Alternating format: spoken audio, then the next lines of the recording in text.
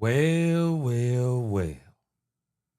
So Denzel Washington decides that he is going to diss Jerry Jones?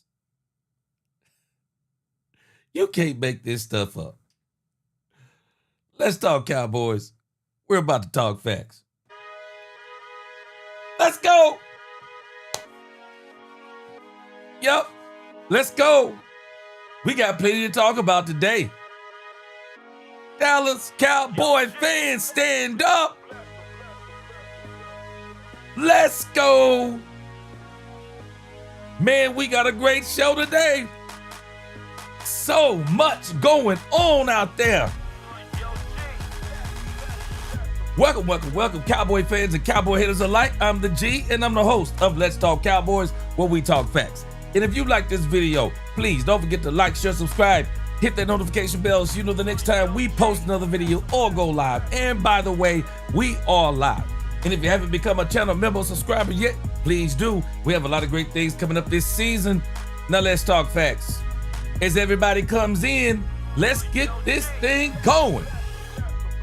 We have a fire show today. Fire show. Let me give you the lineup. It is absolutely incredible if I do say so myself. Today, we might as well get this thing started with a bang. We are going to talk about Denzel Washington and the comments he made about Jerry Jones on ESPN. Then, we're going to come back with Michael Irvin and Emmitt Smith. And in particular, I want you to hear Emmitt Smith because I believe that Emmitt Smith is actually the rebuttal for anyone who thinks like Denzel Washington. Then, I think Nick Harris, I think maybe he has a new show. I caught some of it on X, and I'm gonna give a snippet of it, give a shout out to him. They did a breakdown of Perry on Winfrey. Haven't watched it, but we're gonna watch it together. Then, the Brian Schottenheimer press conference. At this point, there's just not a lot to me that Brian can tell us. So rather than starting out the show with the Brian Schottenheimer press conference, we gonna put the Brian Schottenheimer press conference at the back, but nevertheless, we're gonna listen to the Brian Schottenheimer press conference, and then we are going to look at the big plays from camp. But if there is some other news, we'll put that before the big plays at camp. But we are going to show the big plays from training camp today, and I am telling you, this thing, George Pickens. See, Dak Prescott to George Pickens, it's going to be a problem. It is going to be a problem, but nevertheless, that's the show. Denzel Washington, Irvin, Emmitt, Perry on Winfrey, Shotty Presser, big plays from camp, other news. Let's go.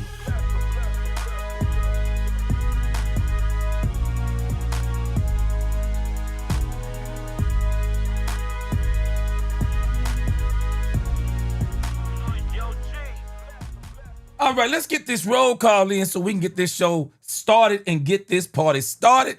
Got a lot to say, and I'm pretty sure there's going to be some great comments. Let's get it. Woo! Roll call time.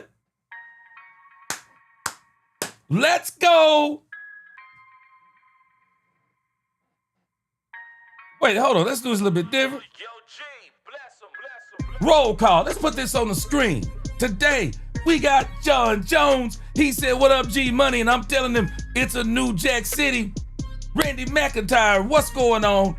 Ron Hanna, what's going on, my man? He says, "I'm ready for the season." Man, me too. Despite the question marks on defense deep down, I think we're going to be better than what we give them credit for. The Cowboys are going to be absolute dynamite. I believe they're going to be absolute dynamite. My right-hand man, Daniel up in here. What's going on with you? Dominique Pittman, good to see you as always. Let's go. Baby Benz, she said, "Hey G from Maryland." Hey, and I'm not gonna tell you where I'm from, but hey, what's going on, Baby Benz? Good to see you up in here today. We them boys, what's going on? He said, Cowboys Nation. Lisa Worley, always in the chat. What's going on, my sister? Let's go. L Flocks Plastone from San Antonio in the house. Let's go. Gregory Davis up in here. I see you. John Henry said, let's go, Cowboys. JCT Slice, what's going on? He said, gee, we need to keep our eyes on the prize. Jaden Daniels and the Commanders have some problems. Jalen Hurts hasn't been doing great in the offseason performance-wise. They're both gettable. I am not going to be surprised if the Dallas Cowboys win the NFC East. I'm just not going to be surprised. LaQueen Jackson, my sister from the beginning, what's going on with you? Good to see you once again. Shortman 804 up in here. Mark McLeod in the crib. What's going on with you? William Gann Jr., welcome to the congregation. Let's go. JD Coleman, let's get this. Ken Please is up in here. He said again, what's up, G Money, with that Michael contract? It's coming. Don't you worry about it. It is coming. Michael Parsons ain't going nowhere. He is going to be a Dallas Cowboy. Jameson Taylor, what's going on with you? Good to see you. Hope all is well. And I'm sure more will come as we get this show going. We have 87 going right now. Let's get those like buttons.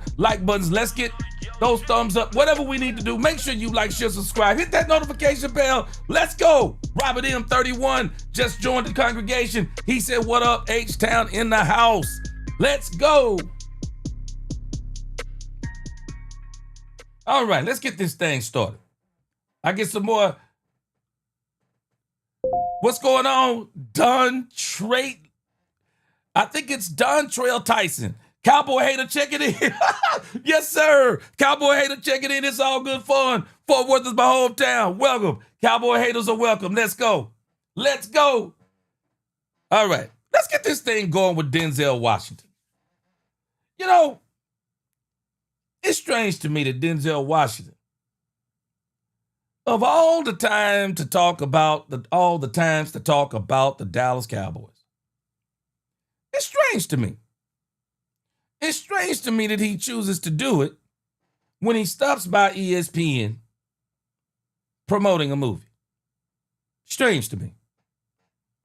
Any other time he could have said something about Jerry Jones.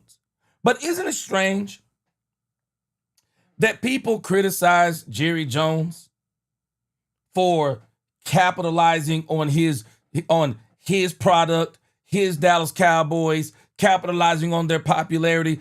Isn't it strange that when Jerry does it, everybody gets mad, but when they do it on Jerry, there's no problem with it? Okay, I got us. Denzel Washington, I see a part of what you're doing.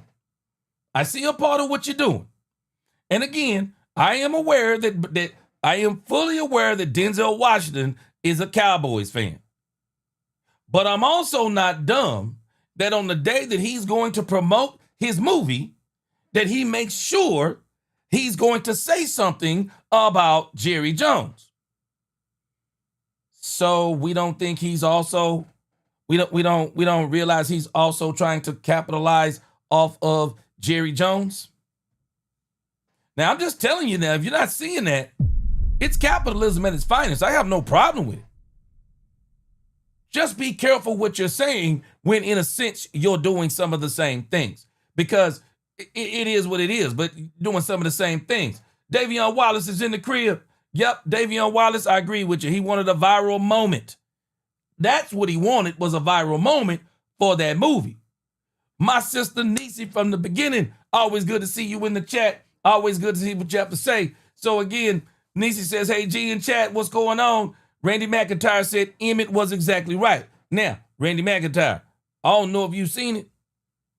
I got some additional stuff, not just from DallasCowboys.com, from Emmett Smith and Michael Irvin. And they both, to me, give some very good insight. And I think it's a rebuttal on people who talk like Denzel Washington. And we're going to talk about this as we go. But let's get into this thing with Denzel Washington. Let's go ahead and pull up this thing on ESPN. It's not really that long. It's not really that long. But I'm fully aware of what Denzel was doing. I'm fully aware. Do I believe that he's a sincere Cowboys fan? Yeah. But do I also believe that was well calculated? you better believe it was well calculated, because this man has social media or whatever the case may be. He could have said it at any other time.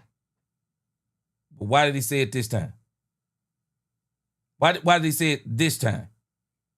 And the crazy part, hold on.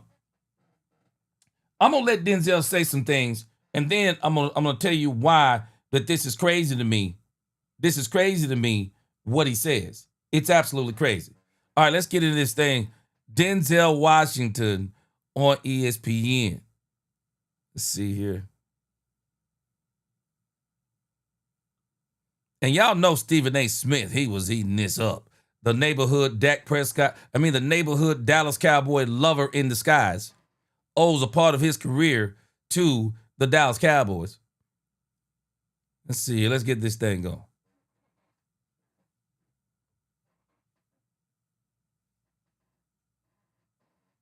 Out the way. Okay, let's start Cowboys. Because I'm with you on that. Denzel. Hold on. Don't interrupt the I knew I He shouldn't just have done that. said he's with me on that. Elaborate on what you mean by that, Well, sir. to say I'm with you, we must first then know where you are. That's right. Where are you? You know where I'm at. No, I don't. Black cat running around that franchise, that Dallas Cowboy franchise. They ain't going to do anything in the near future. They're going to lose like they always do when it counts. Boy. That's true. That's where And I'm at. your team is who? Pittsburgh Steelers. Where's your terrible towel? I don't have it right now. You do it out, doesn't happen. I like Pittsburgh. Mm-hmm. I don't like what Dallas is doing. I know they're making a lot of money, and I'm happy for the owner, but the fans ain't happy. I've been a fan. I grew up in Mount Vernon, uptown. Money earning. The Red Raiders, we were the Red Raiders in the 60s. I was the running back, and we used to shift like the Cowboys. Landry. So I said, oh, the Cowboys play like us. Right. I've been a Cowboy fan since the 60s. He's making it hard for me. Wow. Not to be a fan, because I'm still a Cowboy fan. I'm still going to have the star on the side of the hat. But he ain't thinking about us. He's thinking about his pocket. Okay. I mean, Uh-oh. says it all. Get Jerry Jones on the phone. Get him on the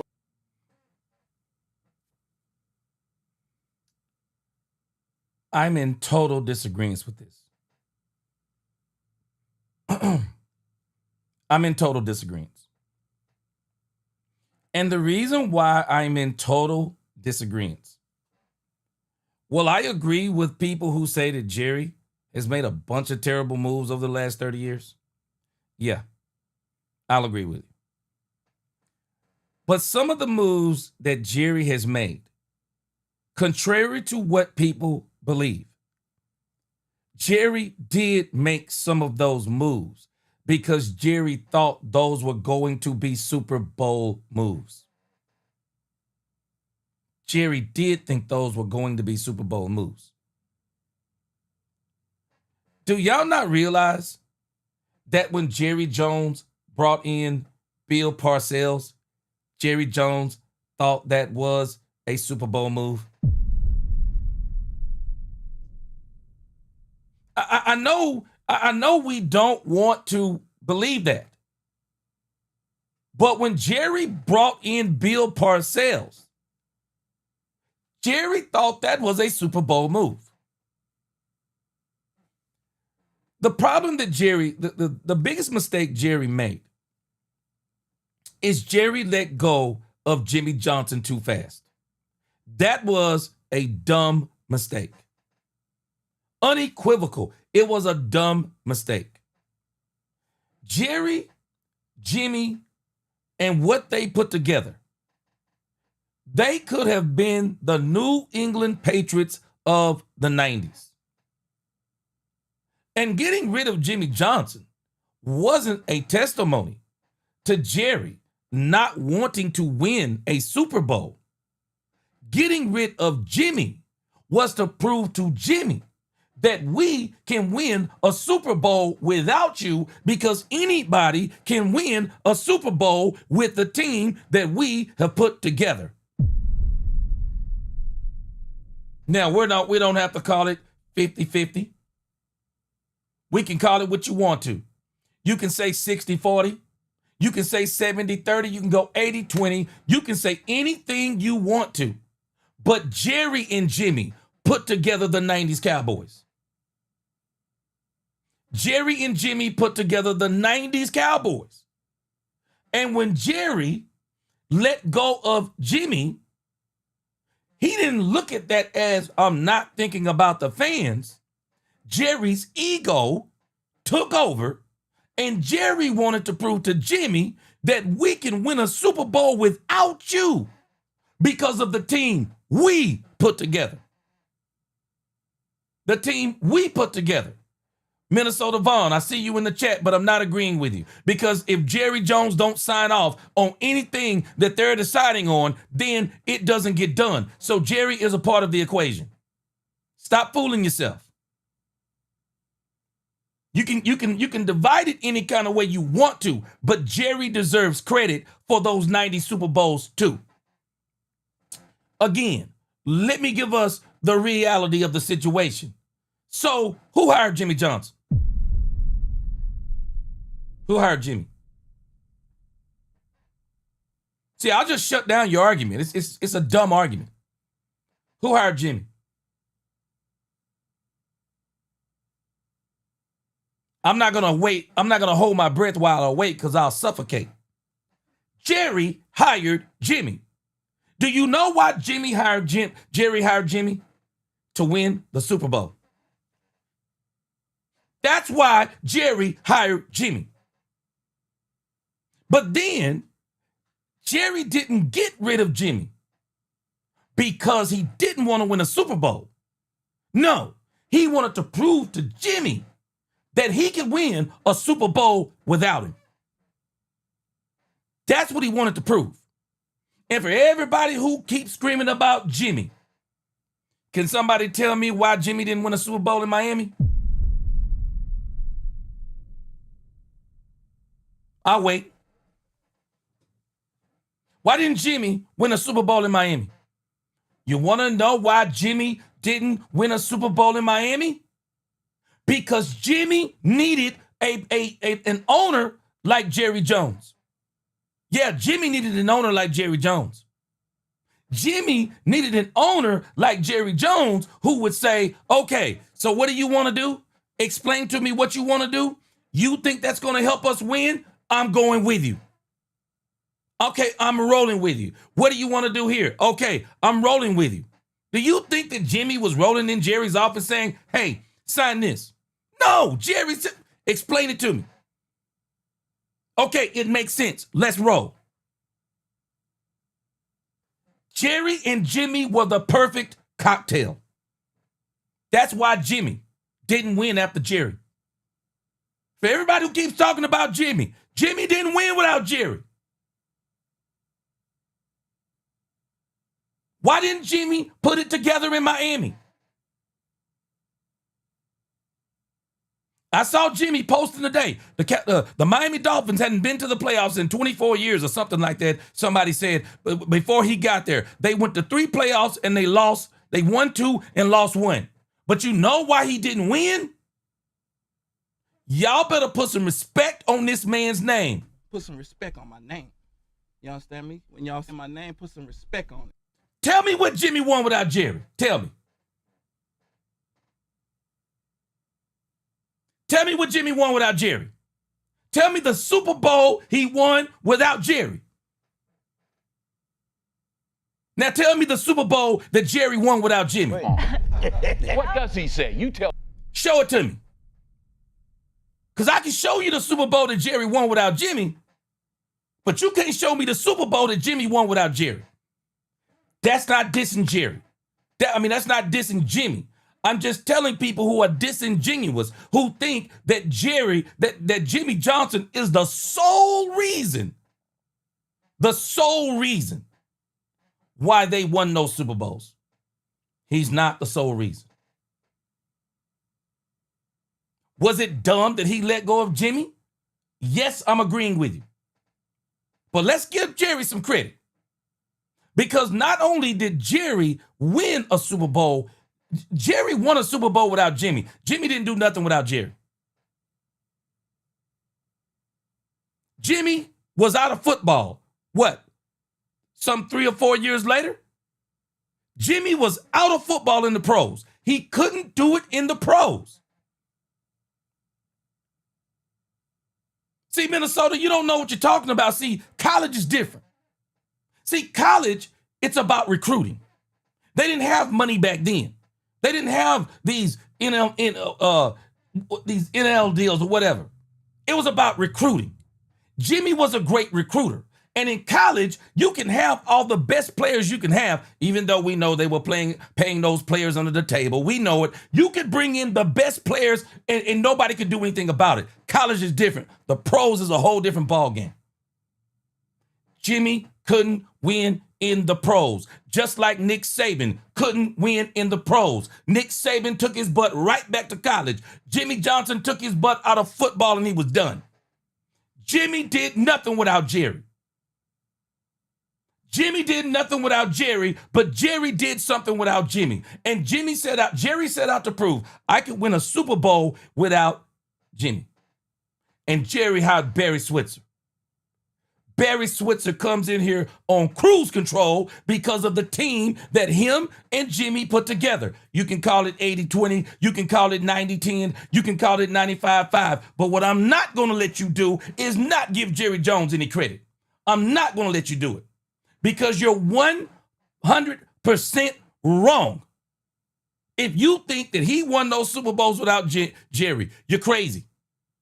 Because if he could win them without Jerry, he would have went to Miami and won them without Jerry.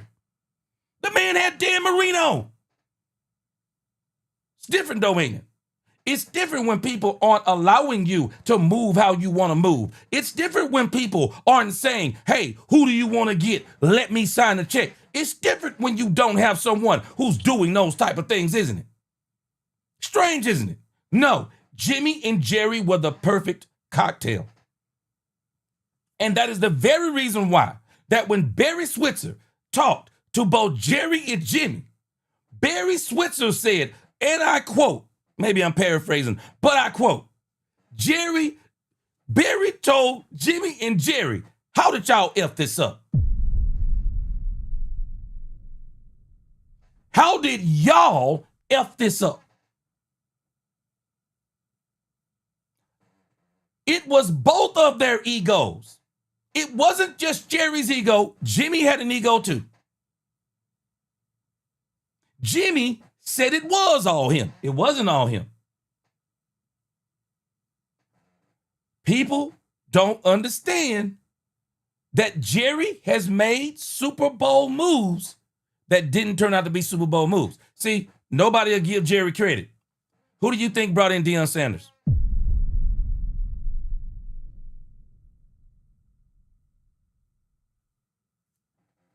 Who brought in Deion Sanders?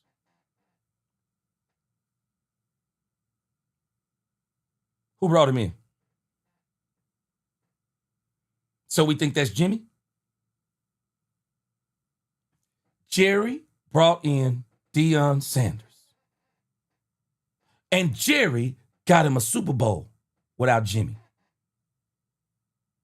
And then as we kind of go along through the years, Jerry made a bunch of bad moves after the Cowboys declined. And the problem with the Cowboys that started happening is the players themselves started declining.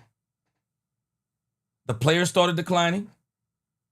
People don't understand. The 90s were different. There was no salary cap when the Cowboys were winning those championships. It was just throw money around. But when the salary cap era came in, the person who helped put the salary cap era in, Jerry Jones couldn't figure out how to do it with the salary cap. And it doesn't mean that he hasn't tried to do it, but Jerry couldn't figure out how to do it. Jerry brought in Bill Parcells. Didn't work. Jerry got T.O. Didn't work. Jerry has made some of the dumbest moves, bringing in players that Jerry thought was going to be Super Bowl difference makers, and they didn't make it. Jerry has not just been doing things to make money. He's been making money in the process. Jerry just has made dumb moves. And I'm going to tell you another Super Bowl move that Jerry thought he was making. You don't think that Jerry thought that Mike McCarthy was a Super Bowl move?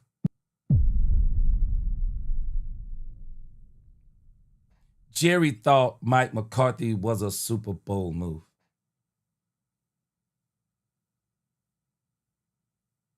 Didn't work. And the only point I'm making, I'm not making the points that Jerry didn't do things wrong. But what I am making the point of is to say that somebody did not try to make Super Bowl moves, that somebody who has not been trying to win the Super Bowl, to say something like that is pure dumb. It's wrong. It's wrong. Straight up, it's wrong. If you want to tell me Jerry's made dumb moves, I'm with you. If you want to tell me Jerry don't care about the fans, if you want to tell me Jerry don't want to win a Super Bowl, I'm not agreeing with you. If you tell me Jerry hasn't went about the right way of doing it, I agree with you. If you tell me Jerry didn't want to do it, I'm not agreeing with you. I'm not agreeing with it. And to make such a grand... What does he say? I mean, to make a statement like that is crazy. Now, if you want to talk about Jerry ain't been moving about, if you want to say that Jerry ain't been doing things right now, I'm going to go with you. But I'm not going to go with you when you start telling me that Jerry ain't wanted to win. Jerry hasn't wanted to win. Jerry hasn't wanted to win Super Bowls. I'm not going with you. I'm not going with you because it's not true. It's not true. And even Darren Woodson himself said, Jerry wants to win a Super Bowl. I believe Darren Woodson over y'all. Darren Woodson said he wants to win a Super Bowl. Now, Darren Woodson is about to tell you something. Wait, I'm gonna listen. We're gonna listen to the rest of the Denzel. But Emmett is about to tell you something that y'all not gonna like. Emmett gonna tell you something that y'all not gonna like. All you Jerry blamers. And I'm not saying that Jerry I'm not telling you Jerry doesn't deserve blame, because Jerry has been a part of the problem. Jerry needs a football mind. That's the part Jerry lost it on. No, Jerry, you need a football mind. Jimmy was the perfect football mind for Jerry. And Jerry, once again, I believe, Jerry thinks he has a football mind. He thinks that football mind is Brian Schottenheimer. Jerry thinks that football mind is Brian Schottenheimer. And the reason why I'm going to push back on this even more after we hear the rest of Brian Schottenheimer, the rest of Denzel Washington, I'm going to show you how people jump on a bandwagon. And because they're so jaded by the past, they won't look at what's going on in the present. And where I am right now is I'm done talking about Jerry and how bad he's been over all these years, because I already know Jerry has made dumb moves over the last few years. But what I'm doing is that when somebody tells me they're sorry, when somebody tells me they're sorry and they're going to do things better going forward. Well, if I'm a person that believes in forgiveness and second chances, because I'm telling you, we serve not a second chance God, we serve a second, third, fourth, fifth, infinity chance God. If Jerry tells me that Jerry's going to do things differently, then all I can do is say, okay, I take your apology. Now we're going to watch what you do from this point forward. And what I'm doing now is I'm watching what Jerry does from this point forward. Because at the end of the day, there is nothing none of us can do about 30 years. You can see this how you want to. You can choose to be angry about 30 years. Or you can choose to be optimistic about this year. And the only thing that Jerry can do something about is this year.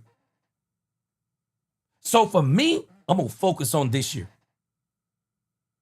That debacle from last year, I'm done with it. Anything from the last 30 years, I'm done with it. If Jerry tells me he's doing better going forward, then I'm going to watch what he's doing now. I'm going to watch what he's doing now. And before I make the next point about what Jerry is doing now, I'm going to show you how these people continue to live in the past. And all I'm asking y'all to do is don't live in the past. Don't live in the past. Don't mean you have to forget it. But don't live in the past when it comes to this team. I understand as a man of God, a preacher, I know we are in 3 times: past, present, future. But the thing you have to focus on is don't be your past. It's a part of you. It's a reminder, but don't be your past. Stay in your present and let your present dictate the future that you have envisioned for yourself. And the only thing we can do is focus on this year. That's all we can do is focus on this year. We got to give this what we have right now. We have to give it the opportunity to cook. This is why I've been telling y'all. I've been telling people, hold on a second. I've been telling y'all, hold on. Everybody's putting these expectations on Brian Schottenheimer, and Brian's going to the Super Bowl. Hold on. It is not easy to go to the Super Bowl because the Cowboys are not the only team that hasn't been to the Super Bowl in 30 years. They're not the only team that hasn't won a Super Bowl in 30 years. They're not the only team. It's hard to get there. If anybody knows how hard it is to get there, it's Jerry. Jerry knows how to get there. And for whatever reason now, it seems that Jerry is choosing to get there again. Y'all might not realize it, but I'm telling you, Jerry is choosing to get there again. And the reason why I know Jerry is choosing to get there again is because Jerry is doing something that he hasn't done, it seems, in a long time. Jerry's not just doing his own thing. Jerry is listening to other people. Jerry is including other people in his decision making. He's including other people. And I'm going to prove to you, all you people who, I can see all of you talking. You're just talking, but you're not using facts. I'm going to show you the facts again. I'm going to show you the facts that I know exactly what I'm talking about. I'm going to come back to your comments here in just a moment. Let's hear the rest of Denzel Washington. It wasn't that long, and everybody's like going crazy over what he said, but it makes no sense to me what he said. My Cowboys, we're the most successful brand in sports. You know, You mean in terms of what, championships? no, of course he can't say championship. He can't say championship. He's, what you talking about? talking about recognition, notoriety, dollars and cents. In sports? I said, but in the end, More than the Yankees? You haven't been in an NFC championship game or a Super Bowl in 30 years. 30 years, okay? And for some reason, he's just stubborn, man. And then you got his son sitting there talking about Michael Parsons like, hey, he got to want to sign a contract. What? Makes no sense. Now watch this. These are people who are talking about what they don't know. You know what I've come to the conclusion of? We don't know what Micah and Jerry discussed. You can be team who you want to. I'm not going team all day. I don't do all that team stuff. I'm sorry. I don't know. I'm just too old for that, man. I'm not doing no team this and team that. Nope. I understand. As a person who hasn't even made the kind of money that these guys are talking about, you have to understand what goes into making a person a multimillionaire. Do you think that people just do that because do you think people just make people multimillionaires because they want to? When people make you multimillionaires, they make you multimillionaires reluctantly. They're not just saying, I'm going to make you a multimillionaire today because that's just what I do. I like to make people multimillionaires. No, I like to make myself a multi-billionaire. And the only way I'm going to make you a multi-millionaire is that I want some kind of assurance that when I make you a multi-millionaire, that you're going to make me a multi-billionaire and you're going to bring me some wins. Somebody tell me right now, does signing Michael Parsons guarantee us a championship? Does signing Michael Parsons guarantee us a championship?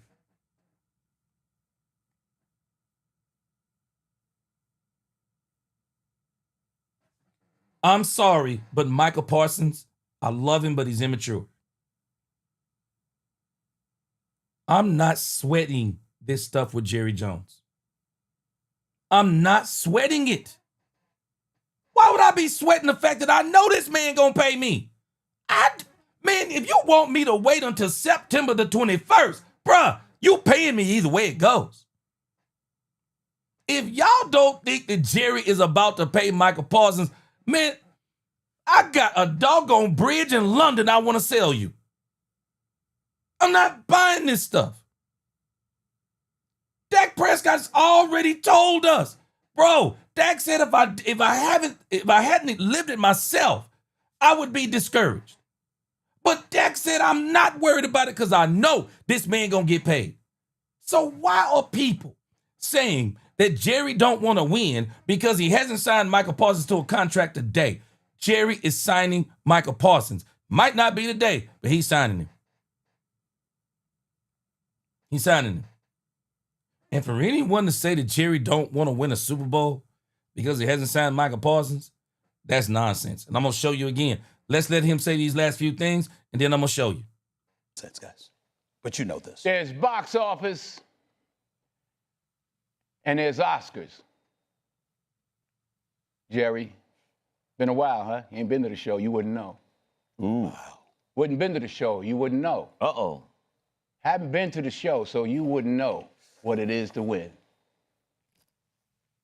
I don't need to add. I feel like we could end it right. Now, let me show you how crazy this is, that what Denzel just said.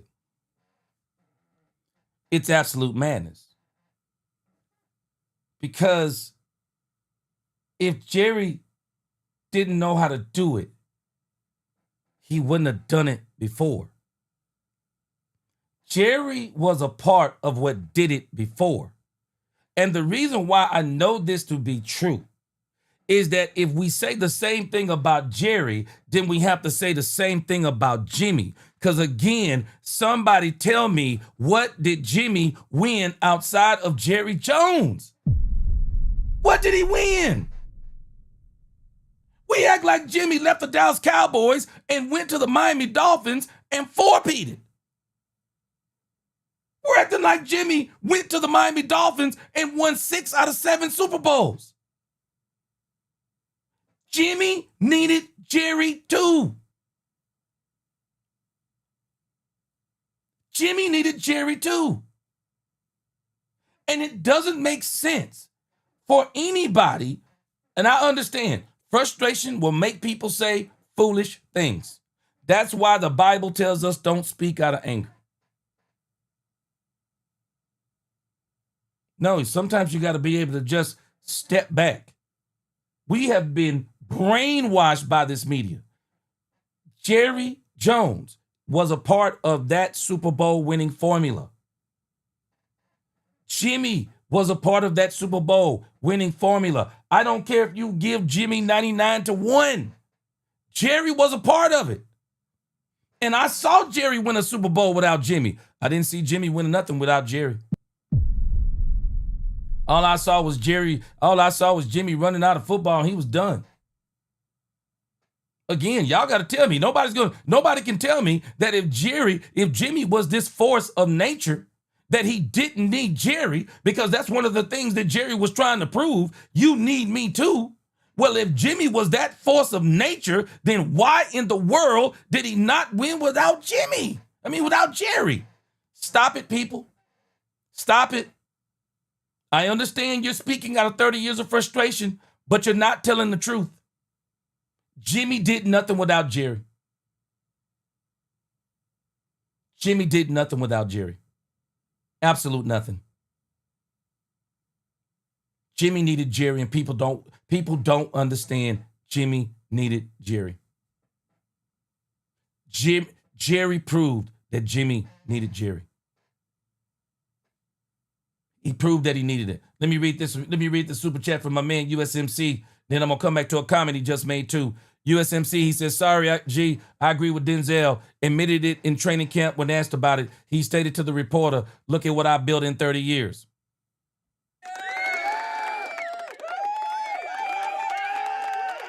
USMC. I have no problem with you disagreeing with me. But people have to understand that two things can be true. Do we not realize that two things can be true? Yeah, two things can be true. It is true that Jerry has been a part of the reason, and a big part of the reason the Cowboys hasn't won in 30 years. But you know what else is true? That in 30 years, Jerry Jones flipped the NFL 180, turned it into a multi-billion-dollar business, and also flipped the Dallas Cowboys and turned them into a 3-time Super Bowl winning multi-billion-dollar business, the most popular franchise in the world. Two things can be true.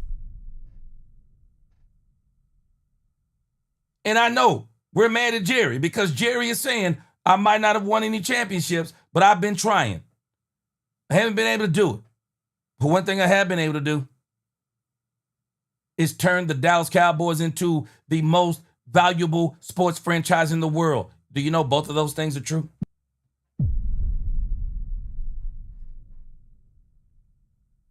Both of those things are true.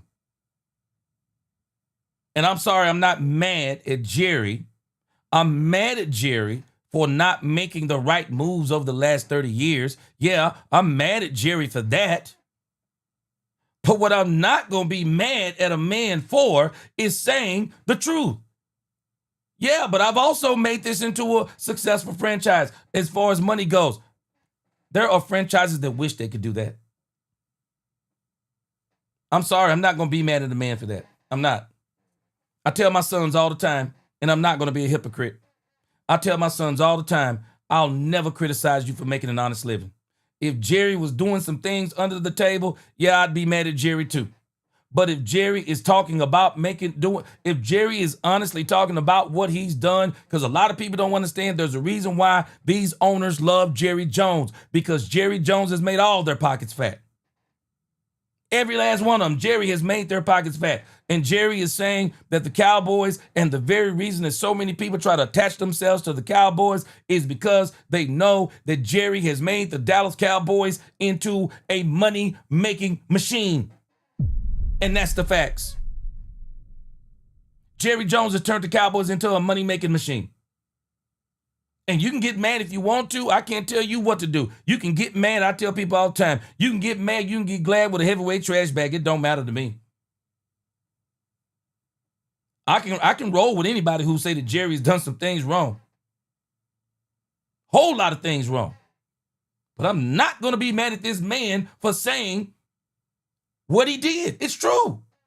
It's true. It's true what he's done. It's true. It's absolutely true.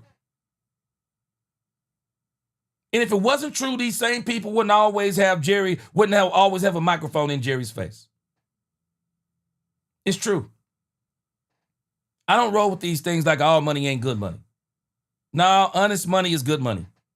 Period. In the story. The same money, the same way that Jerry has flipped this franchise and done some of the things he's done, it's the very reason why he's going to be able to pay Michael Parsons the money he's going to pay him. I'm not listening to this. And I'm not going to be a prisoner of the past. I'm not going to do it. I'm going to be in the present. I want to see what Jerry's going to do now. Nisi says when a duo works and they split. We've seen what happens. Yep. Nisi, statement of the day so far. Statement of the day so far. Nisi said, Bill and Brady. Tom won without Bill. And guess who won without Jimmy? Jerry. Jerry won without Jimmy. And we blame only Jimmy. Only Jerry. Jimmy was at fault too. Jimmy's ego got humongous. It absolutely did. There have been people who have reported this on the inside. Yep, we love Jimmy. We want a statue of Jimmy Johnson erected outside of Arlington Stadium. I know we want it. But Jimmy had a huge ego too. It was humongous. And when you put two people with egos that big, it is going to be an explosion. And the explosion was Jimmy got out of Jimmy, and y'all correct yourselves. Jimmy was not fired. Jerry did not fire Jimmy Johnson. Jerry let go of Jimmy because Jimmy's contract was up. Jerry didn't extend Jimmy. Jimmy's 5-year contract was up. And that's why I said the worst thing he did was let go of Jimmy, because Jimmy and Jerry were a match made in football heaven. They were. They were a match made in football heaven. And so, the reason why I'm not going to live in the past is because I believe this is what has Denzel saying what he's saying. This is what has some of you saying what you're saying. This is what have so many Cowboy fans and content creators and media members. This is what have them saying what they're saying, and I get it. But when somebody says they're going to do something different, then you give them the opportunity to do something different. And then you see how that turns out. Because if you don't think that Jerry thinks that Brian Schottenheimer is a Super Bowl move, you're sadly mistaken.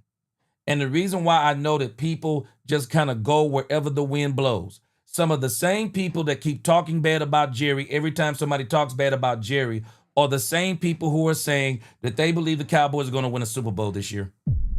Why do you think that? Gregory Davis, I can get with you until I tell you that Deion Sanders was a huge part of that team.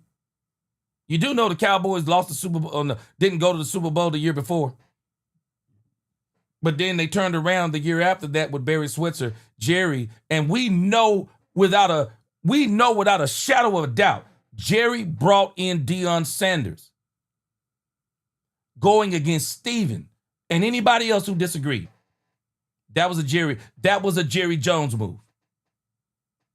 That was a Jerry Jones move. Straight up and down, no special effects. That was a Jerry Jones move, and they won the Super Bowl again. But again, I can get the frustration by the Dallas Cowboy fans because some people only hear what they want to hear. I'm not telling you Jerry hasn't done anything wrong. I'm not telling you that. Jerry's done a bunch of things wrong. I'm not telling you that. Jerry has made some good moves, great moves, bonehead moves. Good coaching hires, terrible coaching hires. Jerry has done some good and some bad and some ugly. And I can even get with you if you said he's done more bad and ugly than good.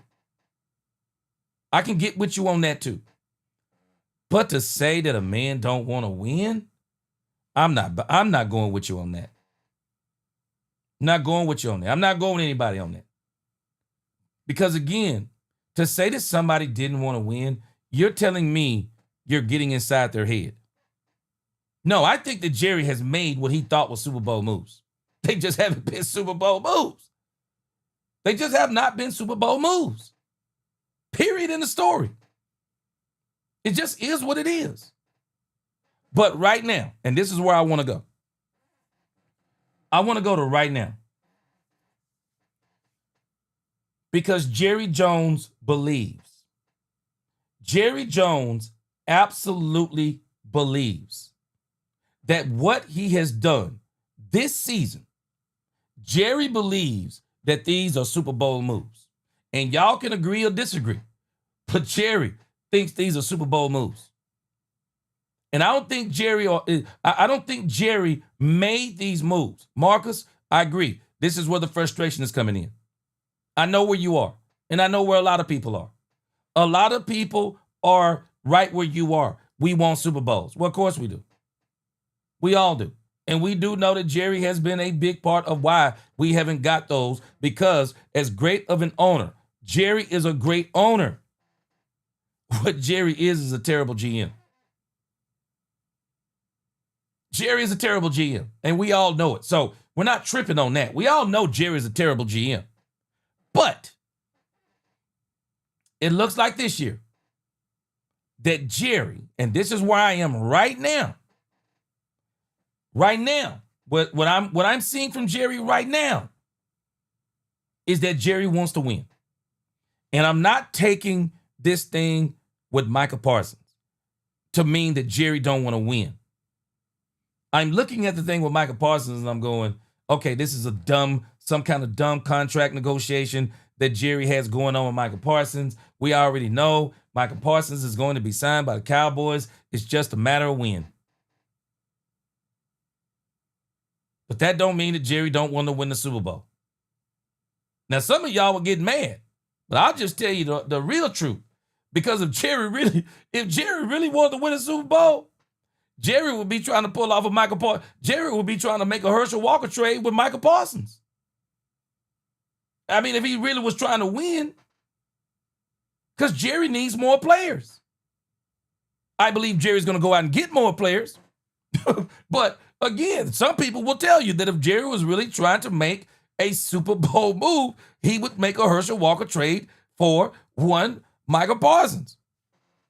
USMC, I appreciate the super chat. Hey, USMC, I'm with you. He said, I'm honestly not mad.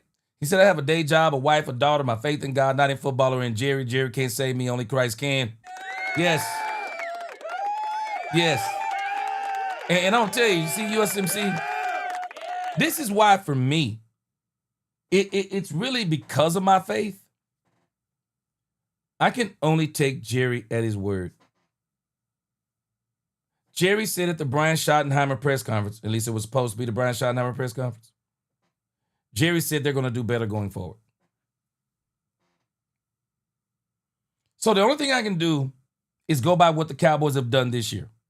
And this is why I'm telling you, I don't care what anyone says, they keep living in the past.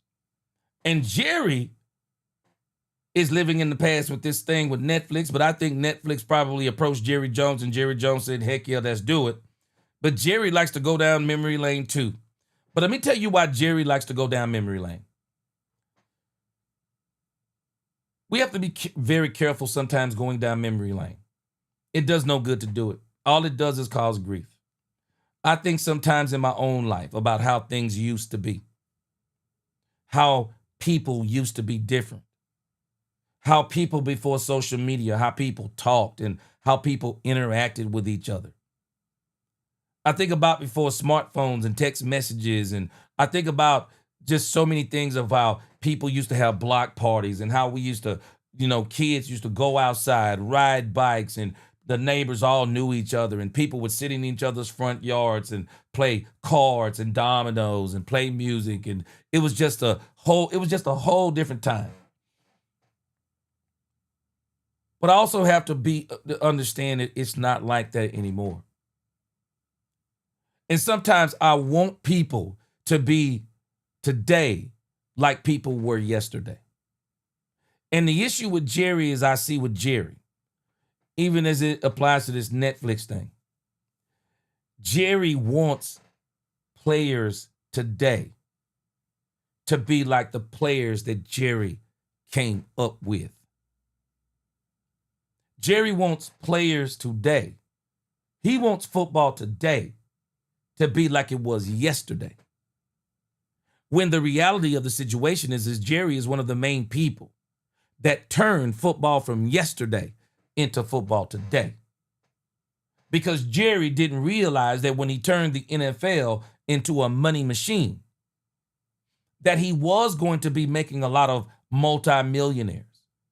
Young men who might not even be ready, who they haven't even been able to manage an allowance. And then they're 21 years old. No one's taught them about money. They haven't matured. And then they come in this thing being a multimillionaire in this day and time where social media and all this stuff is all about building a brand, where people are trying to build brands.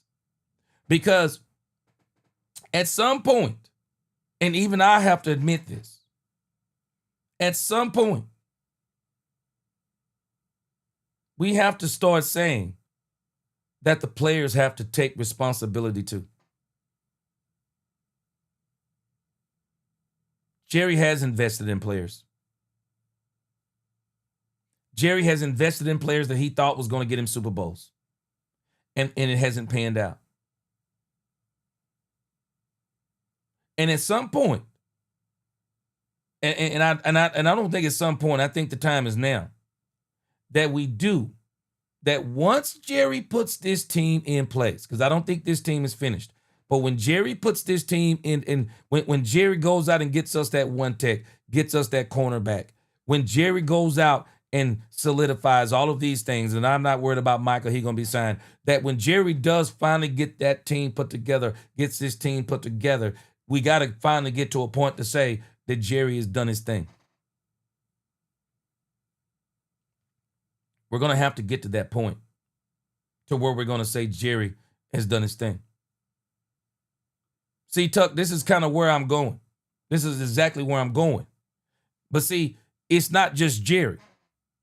See, we also still think it's 1993. Some of us do. Some of us also think that we can do some of the same things we did in the 90s. We can, but there's just a certain way you have to do it. And now Jerry is so late to the party that Jerry is just now trying to figure out, for whatever reason, how to play this salary cap game. Now, you remember at the Brian Schottenheimer press conference, what did Jerry say? We're going to manage the cap better. Seems like they're managing the cap better. They're trying to, because everything they're doing, all roads, they're not pointing to Michael Parsons. I believe all roads are pointing towards signing one George Pickens. For everything that people say that Jerry hasn't been doing in the past, I can agree with you. I can agree with you. And y'all do not, I'm sorry. I'm with y'all. I know y'all saying some of this stuff. Jerry had Jimmy's team. Yeah, Jerry had the team that him and Jimmy built together. Yeah, he still had the team that him and Jimmy built together. But you got to give Jerry credit. Jerry went very aggressive, and Jerry went against everybody. And Jerry made a move that shocked a lot of people. Jerry fought tooth and nail to bring in Deion Sanders. And Deion Sanders helped the Cowboys win that Super Bowl. He absolutely did. He absolutely did. George Seifert was good as Bill Walsh. Seifert benefited from years from Walsh. He did. Yeah. And George Seifert inherited an incredible team. Doesn't mean that he didn't do some things. Seifert did some things good too. But at this point, man, people just got to get out of the past. The only thing we can do now is the future. The present and the future is the only thing we can do.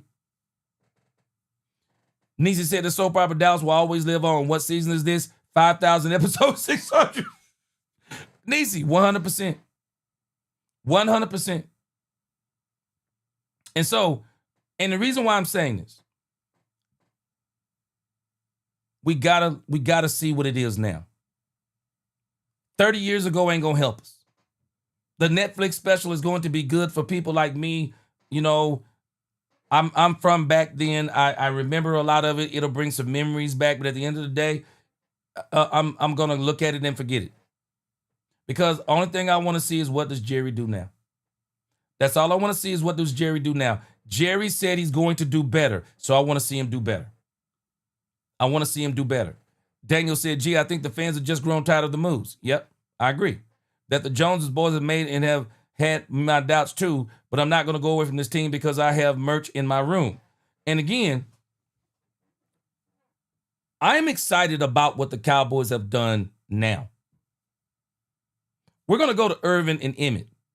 And I think Emmitt Smith is going to make, I think he's actually going to give a powerful rebuttal to Denzel Washington, even though he's not making it towards Denzel Washington. But I do think that Emmett is saying something that people don't like.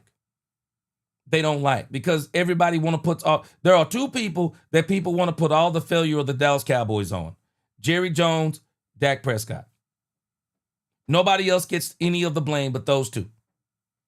But I want to show you real quick before we get to Michael Irvin. Ron Hanna said, agreed. G. Dion was the last chess move for the 95 team. Yeah, Jerry made that move. Jerry didn't call Jimmy. Jerry didn't even call Steven.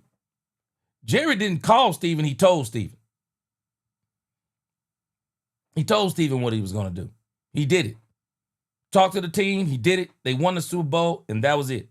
So let me show you why I'm excited about the Cowboys this year. And y'all can choose not to be. I'm not mad at you. One thing I'll tell you here, you have your own opinion. Yeah, you can have your own opinion. I'm just going to give you the facts. This is what Jerry Jones has done. Let's count in, he also signed CeeDee Lamb. Jerry Jones promoted Brian Schottenheimer to the head coach. And a lot of people had their doubts. Everybody now seems to be pretty much on the bandwagon that Brian Schottenheimer is going to turn this team around. Well, let me ask you a question. Who hired Brian Schottenheimer? Jerry Jones hired Brian Schottenheimer. Jerry Jones also re-signed Dak Prescott. It was a great move. Contrary to what people say, it was a great move. He re-signed Oso Digizua, signed Cavante Turpin, signed Marquise Bell, signed the punter, signed the long snapper. He brought in Javonte Williams, brought in running back Miles Sanders. And it's for much as I was crying on this one, these guys looking like at least so, hey, we're going to see how it turns out. But Javonte Williams and Miles Sanders look like they may be pretty good for the Cowboys. Brought in Dante Fowler, brought in Robert Jones, brought in Solomon Thomas, brought in Jack Sanborn.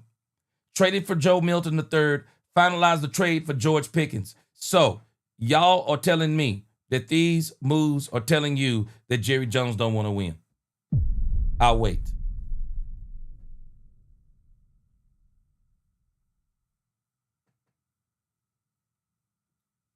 So y'all are telling me, I'm not talking about 30 years ago. If you want to live in 1997, if you want to live in 2017, if you even want to live in 2024 season, you can do what you choose to do. But I choose to live where my feet are right now.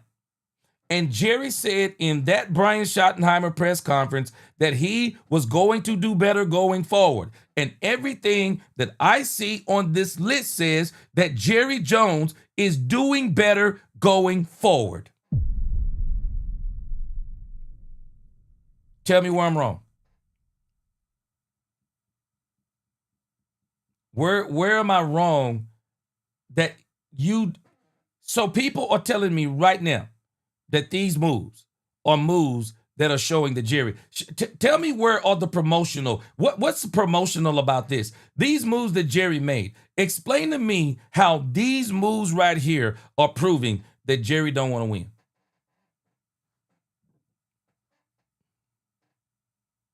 Tell me how these moves right here are showing that Jerry don't want to win.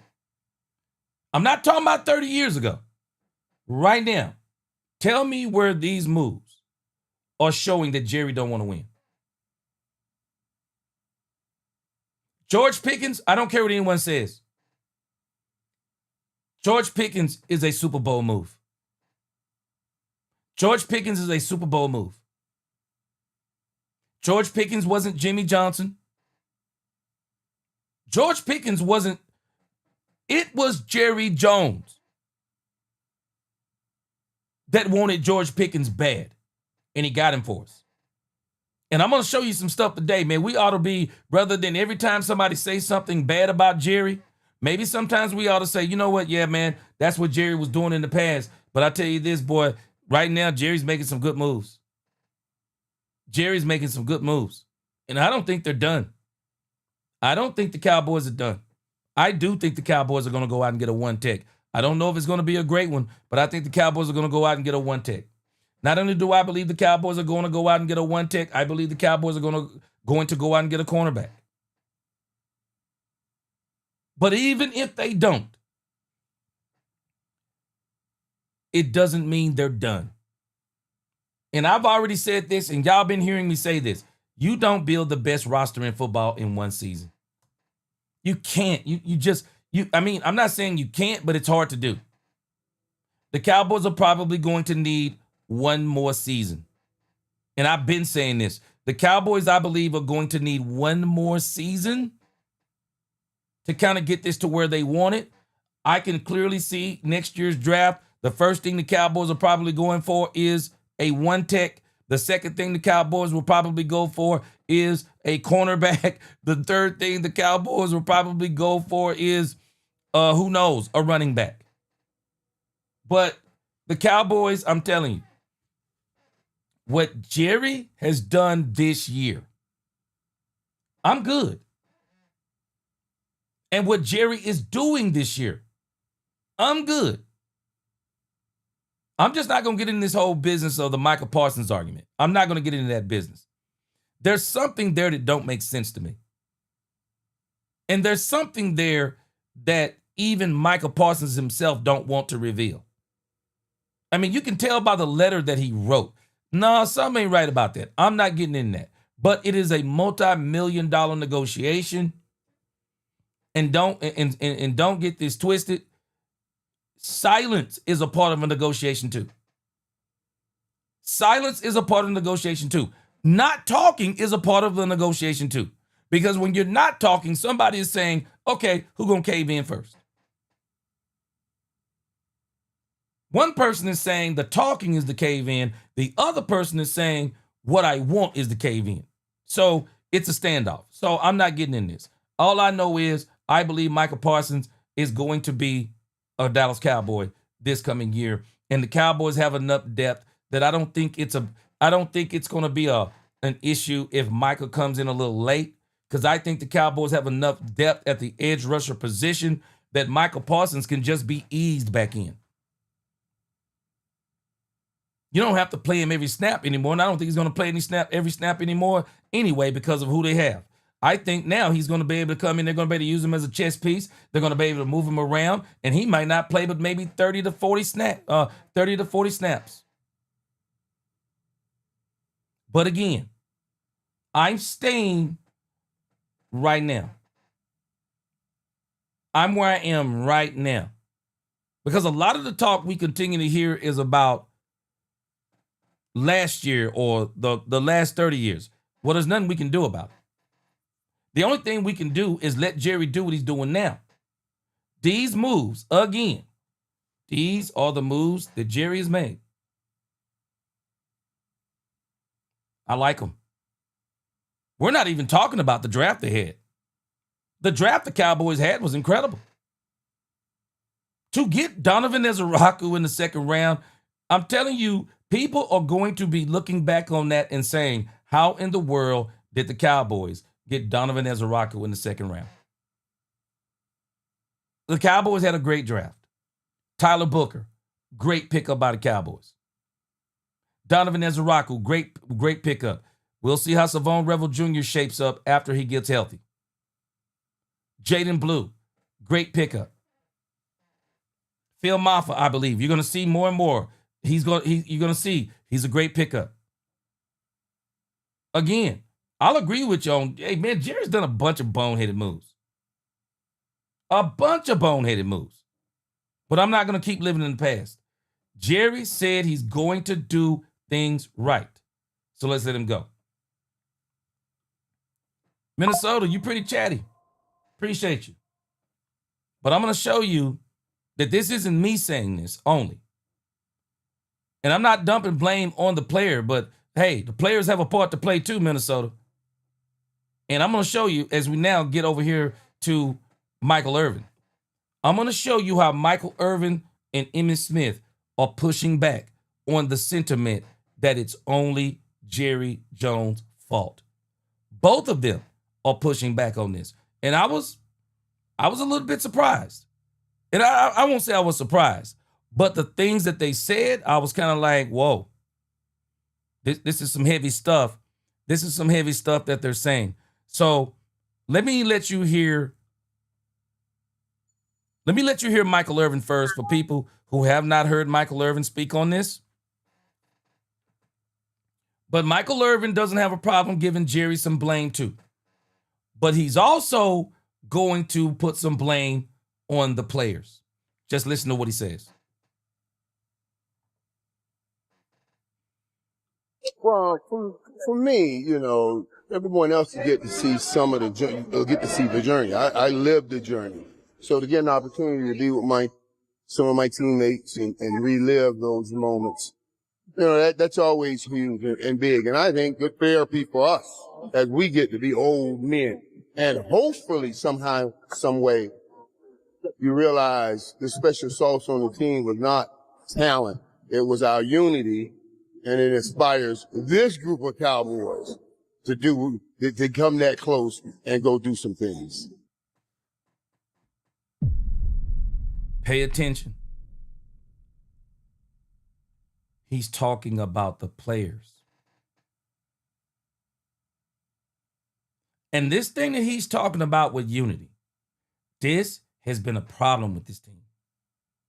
And this isn't just a Jerry problem that this team don't have unity. Some of these players just seem to be for themselves at times. Period. End of story. They just seem to be for themselves. Now, Jerry shares some blame in that too, because of the popularity of this franchise. Some people, they get here and that popularity just goes to their head, and then they do start becoming self-seeking. But Michael is saying something that if this team wants to win a championship, then the players got to do something about it. Because Jerry has given this team some great players. Some absolute great players. Do we need a one tech? Yep. Do we need a cornerback? Yep. But nevertheless, Jerry has given them players. And I still think Jerry's going to give them players. But when you start listening to how Michael Irvin is talking, Michael is saying it wasn't just the talent, because a lot of people talk about how talented the team was. It was a super team. But Michael Irvin is saying, but it wasn't just the talent. It was the fact that we had this camaraderie, we had each other's back. And my question is to all of us is, how do we get back to this place? Because this seems to go beyond Jerry Jones. How do you get to this place to where Michael Irvin is talking?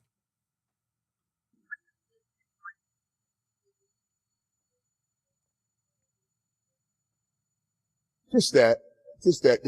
You know, I hear certain things that people say, oh, this is one of the greatest teams. Like the offensive line was one of the greatest lines. I was here. We had the same offensive line before Emmitt came, and it wasn't that. It was the uniqueness of all of us coming together, the commitment of all of us saying, this is how we were going to play football. And I think you'll get that. And you'll also see the beauty of things when you do make that commitment to one another like we did. And all of it. I know everybody wants to talk about, you know, the other things that went on in here. I understand all of that's all part of the journey, every bit of it. So, willing to talk about it. It looks like they've cleaned up the audio so you can't hear the questions. They've cleaned the audio up. Well, we're in a different time, you know, and I don't know if we were the last group to really have that kind of unity and love. You think about it, Troy, him and me, we're still the best of friends, still great friends. That's how we react when we see each other every time. And I think that because of what I talked about, starting not good, 1-15 and 3-13, and then turning it into what we turned it into, that's the connector. See, again, I want us to hear what Michael Irvin is saying. These guys are even telling us we're focusing a little too hard on Jerry. We're focusing a little too hard on Jerry. Michael Irvin, and this is where I talked about this in the video because I'm just wondering. Michael Irvin even said it was a different time. How do you get to the point to where you can get the players to galvanize? Because this is what they're going to keep talking about. Understand, they played with Jerry. They played with Jerry too. And let's not say they didn't play with Jerry without Jimmy. They did play for Jerry without Jimmy. And they were frustrated when Jerry let go of Jimmy. And what did they have to do? What did that team have to do? They didn't go to the Super Bowl immediately after Jimmy was let go. That team had to pull itself back up by the bootstraps and say, no, this is about us. We are the team. We have to win. And it didn't hurt that Jerry said, hey, you know what I'm going to do for you? I know I let Jimmy go. I brought in Barry, but I tell you what I'm going to do. I'm going to bring in Deion Sanders. And you could see, you know, when you look at the videos, when Jerry talked, when he said he was going to bring in Deion Sanders, you could see how the players responded. And those players, again, they gravitated towards one another. And, you know, Michael is saying something because he said they were best. He said him, Emmett, Troy, they're best friends. I haven't felt that on this team. I haven't felt where I could say that, yeah, players, the team, how close they are. I could see where there are players. I see the whole thing with Micah and Trayvon Diggs. I see the thing now with CeeDee Lamb and George Pickens. But I want to see Dak, Micah, Lamb, Pickens. I want to see all these guys just gravitate towards one another and say, it's us against the world. I think this is one of the reasons why Brian Schottenheimer decided he was going to put Michael Parsons' locker next to Dak Prescott. Because I think even Brian Schottenheimer saw this disconnection with this team. It's not just Jerry. Players have to take responsibility too. And sometimes you have to do things in spite of your owner. Despite what your owner is doing, you still have a job to do. And this is what these guys are saying in a sense. Man, we did this for ourselves too. There was some things that happened. But don't just say it was all talent. Don't just say it was all Jimmy. Don't just say it was this, that, anything. No, it was us as a team coming together, having each other's back. And we went out there and beat the world. That's why Michael says it was a different time. He said we were the last group. And we, Jerry destroyed that. But wait a minute. They did this after Jimmy. They did this under Barry Switzer, who just stood on the sideline chewing gum, clapping his hands. The Cowboys did a lot of things themselves. It's not putting the blame, but it's still happening. Man, you got to put some responsibility on the team too. And as Jerry continues to put players on this team, we're getting to a point that we're going to have to start saying, okay, now that Jerry has got this team together, has given them the players that they need, It's time for them to do something with it. I still think they need a little bit more. I still think Brian Schottenheimer needs a year under his belt. You know, I've said before, I just don't want people putting the expectations on Brian Schottenheimer of going to the Super Bowl this year, even though I think they're going to flash and show us some things to come of how good they're actually going to be. I still think they need a little bit more.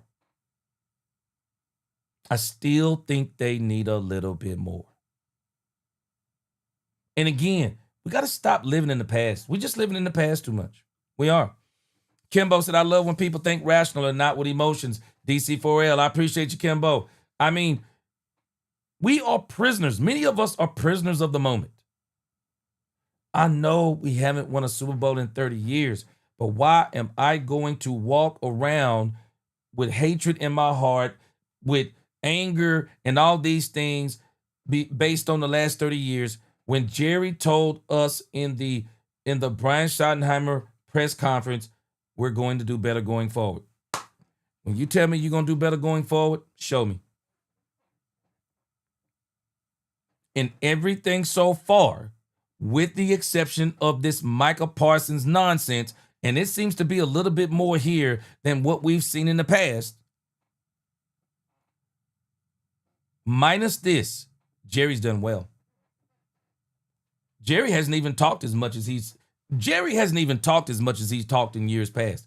It's like Jerry just kind of comes out, says something when he's asked about it, and then he just kind of goes, he just disappears.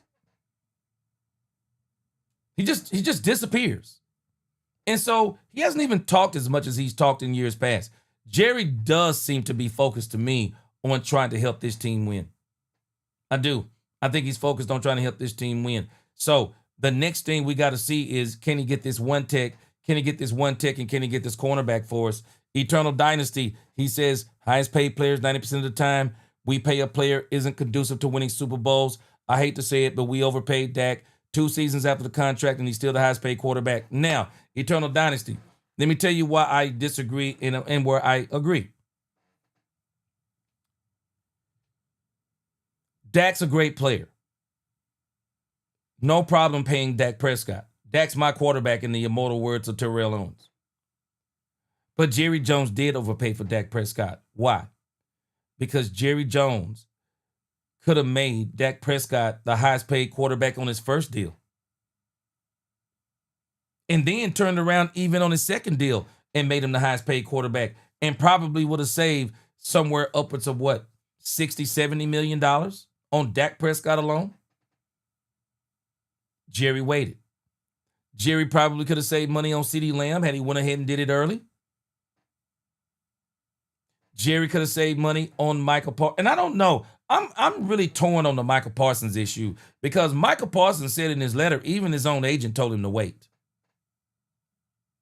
I just don't know if the Michael Parsons deal could have got done early, but if it would have been me, I'd have did everything I could do to get that job. I'd have did everything I could do to get that deal done early. Yes, Jerry has overpaid for some players because Jerry waits too long. But has anybody noticed what Jerry is doing right now? Right now, outside of Michael Parsons. They got Jake Ferguson done early. They're working on Deron Bland. They're trying to get Ty Smith. They're trying to get players signed right now. Michael is the outlier because people don't understand when it's about you being the highest paid non-quarterback in NFL history. Well, that deal probably is going to take a little bit of time, and there are going to be some people that's going to be sour about making a deal like that. I'm not tripping. Man, we're talking about money here. And money is major to people. And when people give you money, and I'm gonna let Emmett tell you. If you think that Jerry is about to pay Michael Parsons for advertisement reasons, boy, even to hear people say stuff like, yeah, man, Jerry waiting to pay Michael because of this Netflix special. Do y'all know we're the Dallas Cowboys? We don't need a Michael Parsons controversy. Jerry is controversial in himself. That Netflix special was already going to get millions of views. Period. And no, I cannot fathom that somebody's saying, yeah, man, Jerry is into it with Michael Parsons. Hey, let's go watch that Netflix special. What? That don't even make logical sense.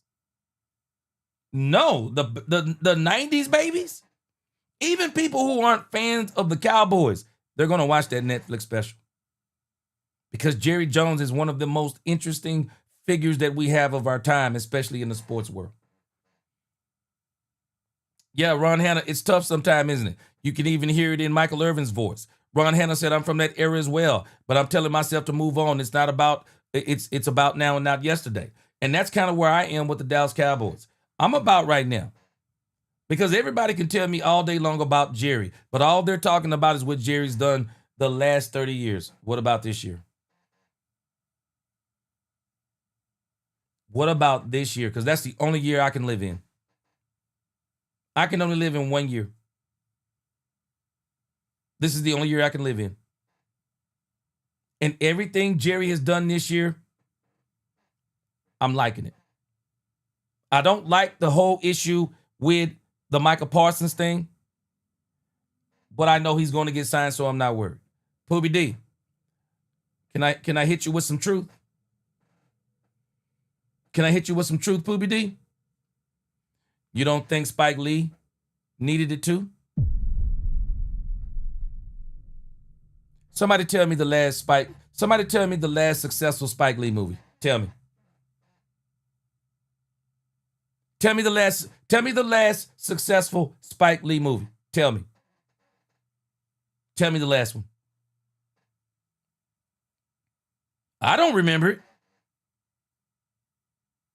You want to talk about it hasn't been successful since the 90s? Okay. Tell me when. Tell me when Spike Lee's last movie has been his last successful movie. A lot of young folk barely know who he is. We don't think they wanted that publicity too? You better believe they wanted that publicity too. Yeah, what Denzel on ESPN talking about Jerry Jones. What he doing on ESPN? Yeah, what he doing on there? We want to know. You don't think that people attach themselves to the Cowboys too? Because they also know what it does for them to talk about the Dallas Cowboys? Man, I'm here to talk about a movie, man. I ain't really here to focus on the Cowboys. Yeah, but I'm going to talk about the Cowboys. One, because I'm a Cowboys fan. But number two, Spike Lee has not had a successful movie in how long? It's amazing to me we're mad at Jerry, but we're not seeing the other side of this story too. Who cared that Spike Lee was making a movie? Somebody tell me. Who cared that Spike Lee was making a movie? I laugh at people who get mad at Jerry for saying how much money he's made off the Cowboys, but didn't want to make money off the Cowboys. I can't do it. But I'm saying, again, Jerry's made some great moves this year. And we're going to get to a point that we are going to have to say, okay, Jerry has done what he's supposed to do. Now the players, we need you to do something.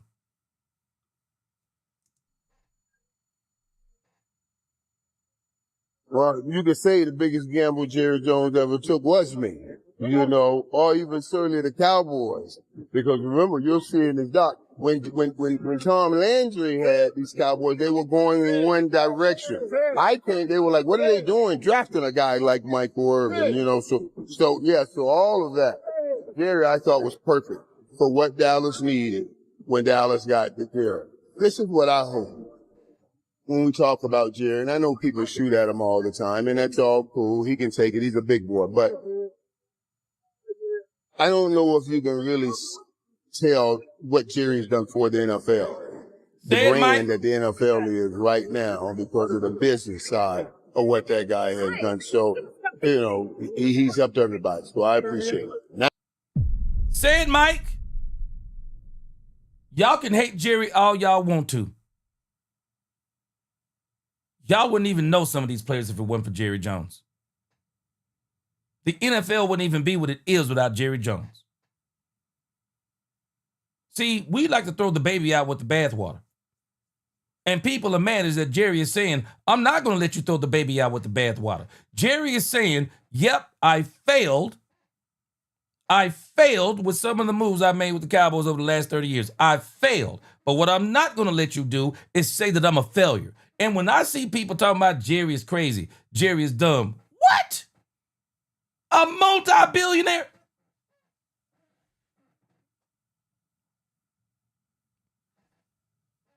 You can tell me Jerry don't know football, but you can't tell me that Jerry is dumb. You can't tell me Jerry is dumb. You can't. You can tell me, yeah, Jerry, man, this dude don't know football. Okay, I'm with you. And Jerry needs to keep a man around him that knows football. And I think that's one of the reasons why he's kept Will McClay. I think that's why he's listening to Will McClay more this year. I think that's one of the reasons why he chose Brian Schottenheimer. And I'm going to push back on D's. He said, I'm sorry, hiring an unproven coach to call plays and someone that has been in this league 20 plus years and never got a head coach job says something. What does it say? Help me out, D's. What does it say?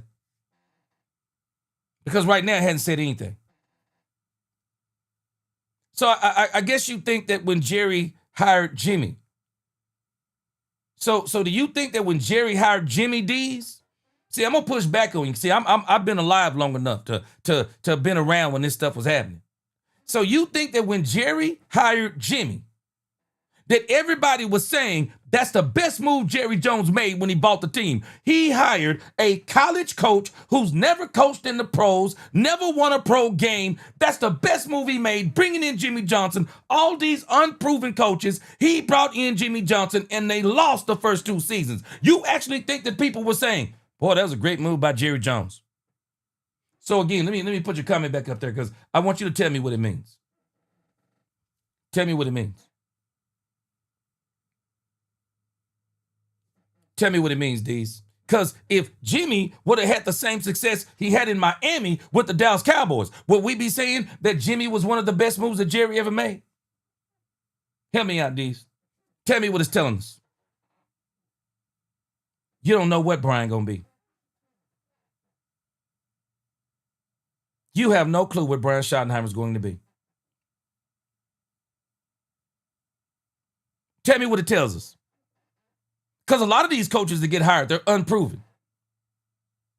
We don't know what they are until they prove themselves. Tell me what it tells us.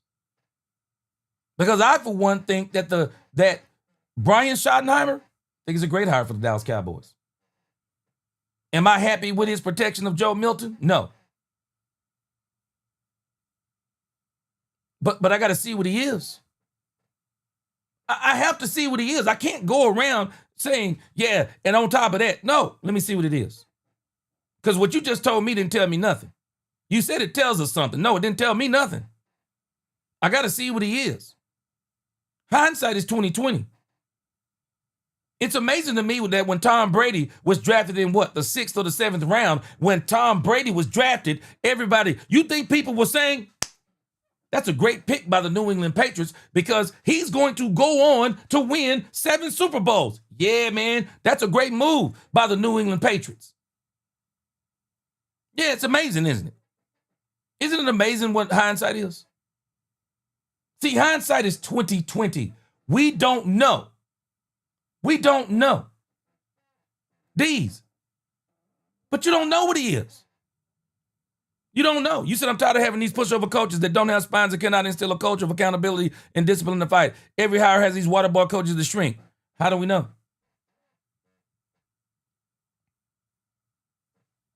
How do we know? Can we give it time to cook? We don't know. Because to me, everything I've seen, it looks a little different. Now, let's come back with this part. Have I noticed that ever since they got punched in the mouth by the Rams during their scrimmage, they look a little different? Okay, now let's give Brian Schottenheimer an opportunity. Let's give him an opportunity to make his corrections. Let's see what he does over the next few weeks. We're asking Brian Schottenheimer to come in here and turn a culture that we know that has been the same for 30 years. Can we give him a chance? This is why I keep telling people we got to let Brian cook a little bit. I'm still riding with Brian. I've seen a couple of things I don't like, but I'm still riding with Brian because Brian going to have to learn too. Brian going to have to do a little learning too. It's one thing to take notes. It's one thing to say what you're going to do. And it's another thing that when you get the job, now you say, wait a minute, okay, this ain't quite what I thought it was, so let me make some adjustments. I'm still confident in Brian Schottenheimer.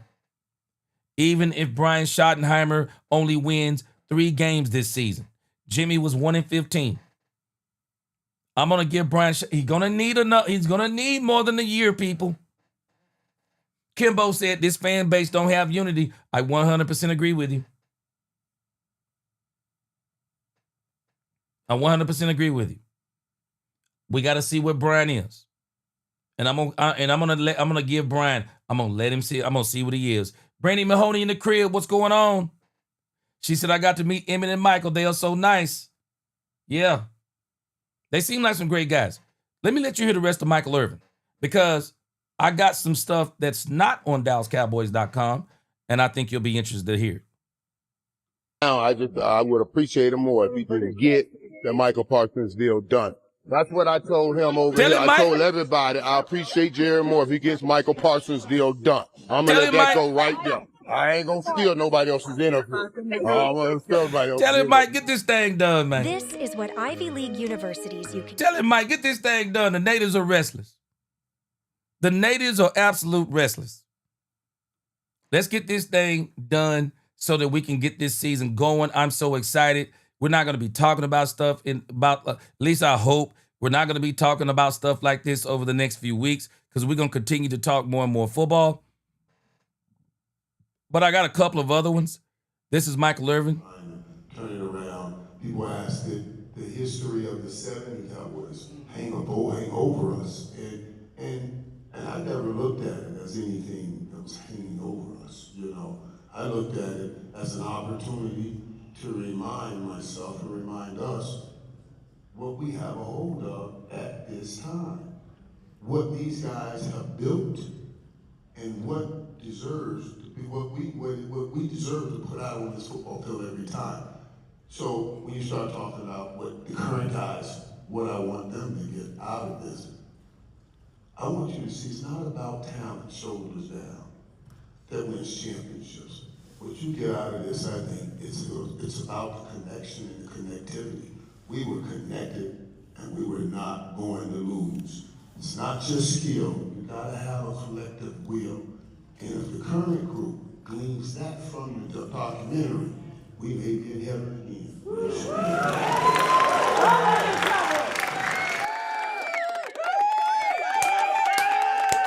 Tell him, Mike. Tell him, Michael Irvin. Michael Irvin is saying something. See, we keep looking at Jerry only. Mike is saying something. This ain't Jerry only. And we all know that let's not even try to hate on Michael Irvin.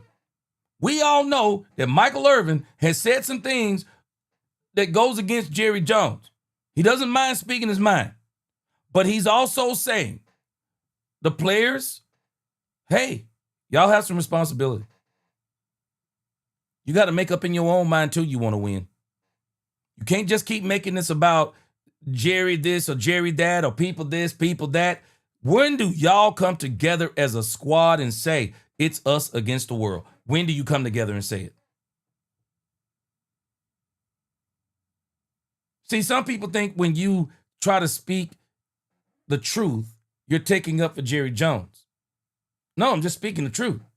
Yeah, Jerry's been the common denominator of the last 30 plus years. Doesn't mean every move he made in those 30 years were wrong. We thought the Cowboys were going to the Super Bowl in 2016. I don't think it was Jerry Jones' fault that we didn't win. We thought we were going to the Super Bowl in 2014 with the catch. Last time I checked, it wasn't Jerry Jones that didn't call Dez Bryant's catch not be a catch. No, Jerry Jones has made what he thought were Super Bowl moves. But for some reason or another, sometimes those things didn't turn out. Now stop acting like Jerry Jones don't want to win. No, Jerry Jones is like a lot of us. See, we want to blame Jerry Jones, but we're like Jerry Jones too. Because a lot of us, we want to do it like Frank Sinatra. We want to win our way. Who don't want to do it their way? People like to do it their way so that when it's done, somebody can say, I did it.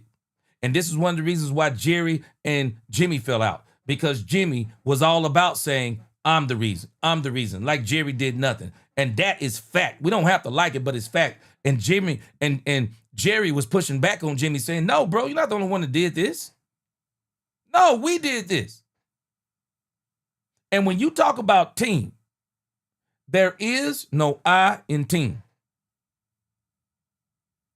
Now, the problem with teams and why teams break up is when people start putting the M, or they take the M-E out of team and they flip it around, and rather than it saying M, it says me.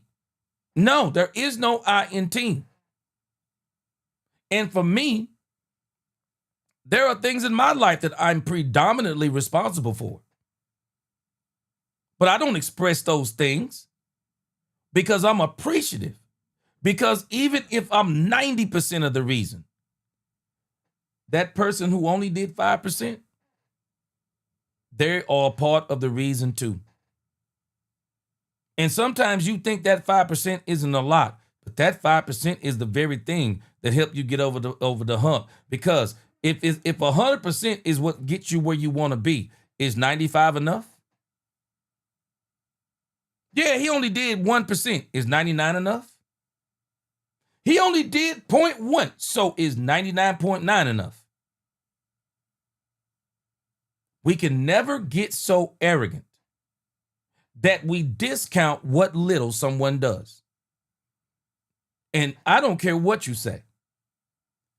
Signing players to contracts, that's not a little thing. That's not a little thing. I don't care what you say. Man, we talking money. It's got to make sense. And if it gonna make sense, then let's roll with it. But I'm telling you, man, some of us don't think like money, like people who understand money. I understand money, especially as a person who didn't have money. No, I understand money. I understand how it works now. All this stuff works together. Michael Irvin continues to say that the players play a part in this. C-Base. No, man, you know I got love for you, but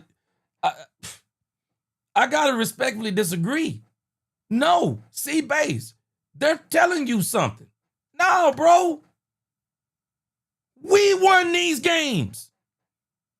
Jimmy didn't win these games. We won these games.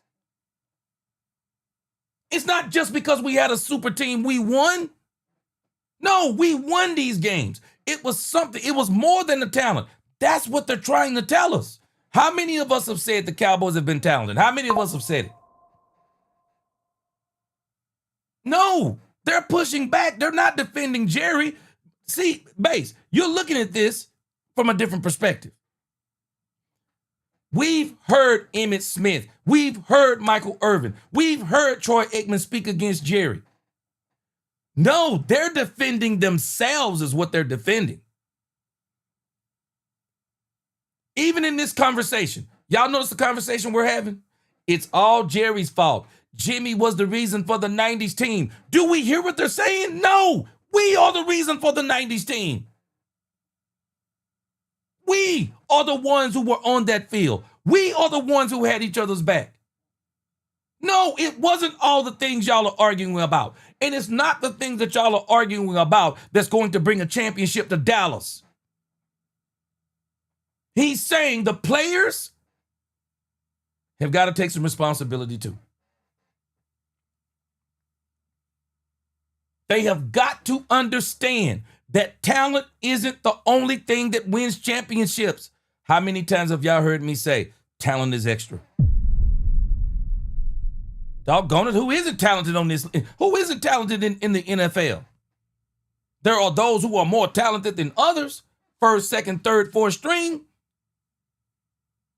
But sometimes when you're looking at first string versus second string, sometimes even first string versus fourth string, there's a fourth stringer that has more ability than a first stringer. They're just not a better football player. You put Trey Lance, Dak Prescott side by side, you would look at Trey Lance and go, if we were picking football, y'all remember how we used to pick teams when we were young and we'd be picking on kickball and we would always be trying to pick the biggest and best people? It don't work like that in football. Some of the smallest people are the best people in the league. Look at Kevontae Turpin. Kevontae Turpin is about to be an absolute monster for the Cowboys. And he's about almost, if not the smallest guy on the team. They're saying something. It's about the heart in between the ears. That's what they're saying. And we can't discount that. Why would we discount that?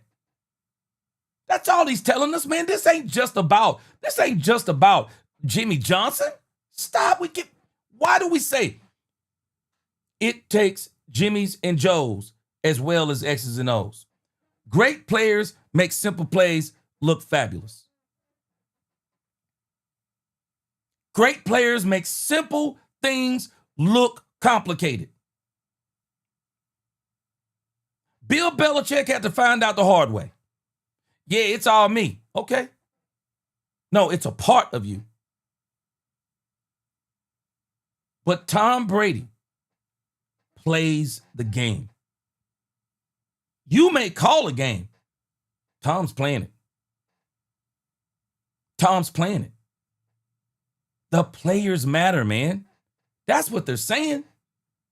Because they're saying, no, y'all talking about the wrong stuff. Y'all acting like Jimmy did this, and this. No, man. We did this. The players are pushing back saying, no, we did this. See, Bates, I'm saying the same thing now. There weren't as many distractions there are today. And that's why I'm asking the question. How do we get back to that place? This is even what Michael Irvin is saying. Not necessarily how do we get back to then. He's saying, but how do we get a certain mindset back?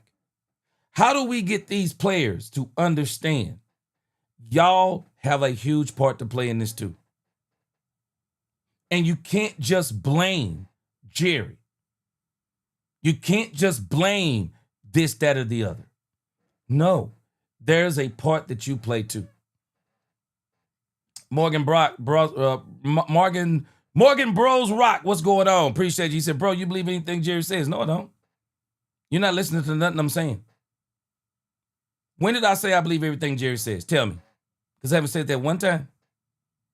His time has passed. His time has passed. He's an 82-year-old man stuck in his ways. Give the team to Charlotte. Well, I got news for you. If Jerry's still the GM, his time hasn't passed.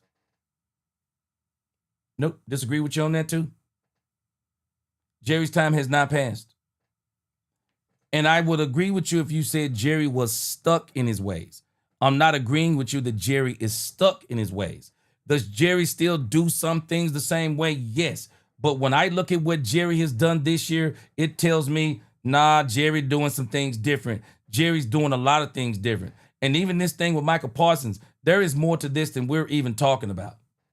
And this is why I'm not going to talk about it anymore, because it's a waste of time, because there is something in there or things in there that I don't understand, y'all don't understand, people don't understand. So I'm going to let Jerry and Michael work that out with the understanding of I'm not worried about it because I know Michael Parsons is going to be a Dallas Cowboy and Jerry continues to make great moves. I'm sorry, but Jerry has made a great move. George Pickens is going to go down as one of the best moves that Jerry has made. J.D. Coleman, let me tell you, I made sure I didn't hate on Spike. I just want to tell the truth. We talking about somebody ain't had no hit since the 90s. Well, tell me again, where's the last time Spike Lee had a hit? Even with Denzel in the movies, when's the last time he had a hit? Shoot, I'm telling us everybody wants to live off the Cowboys, but then try to hate the person they're living off of at the same time. I'm just saying. But again, I'm telling you, these guys are not defending Jerry. All they're saying is, now y'all got it twisted.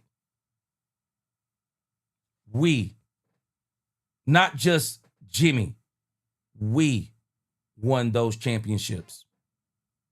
That's what Michael Irvin is saying. Let me let you hear. I think I got one more clip. This man, Michael Irvin, I'm telling you, it's the reason why he's my favorite Cowboy. Man, this dude dropping bombs up in this here. team hasn't won in 30 years, and you have the specter of those 3 titles, the 90s champions, hanging over the current Cowboys. And I remember, even when I was playing, people would ask that same question about the 70s. Now, you remember, Mike said in the theater that we didn't think the 70s was hanging over us, whether we looked at it as what they've done. Now, we got something to build upon. We have a responsibility to kind of carry on that legacy. And if you didn't notice, Brian Schottenheimer has said some of the same things too. And I don't subscribe to that notion. Right. You know what I mean? Hanging over. We're going to prepare to analysis how good that team did, how good this team did. But really, we're stacking on. And I just want them to stack on. Right? There it is. When they ask me, who's the greatest 88? I said, we're not doing a side-by-side comparison. Right? We're stacking on. That's where true greatness comes from. And all I want them to do is stand up and stack up. That's it. Stack yours on. When it's my time, I'll stack mine on. When it's your time, you stack yours on. So it's not a comparison. I'm hoping to put the... Does that...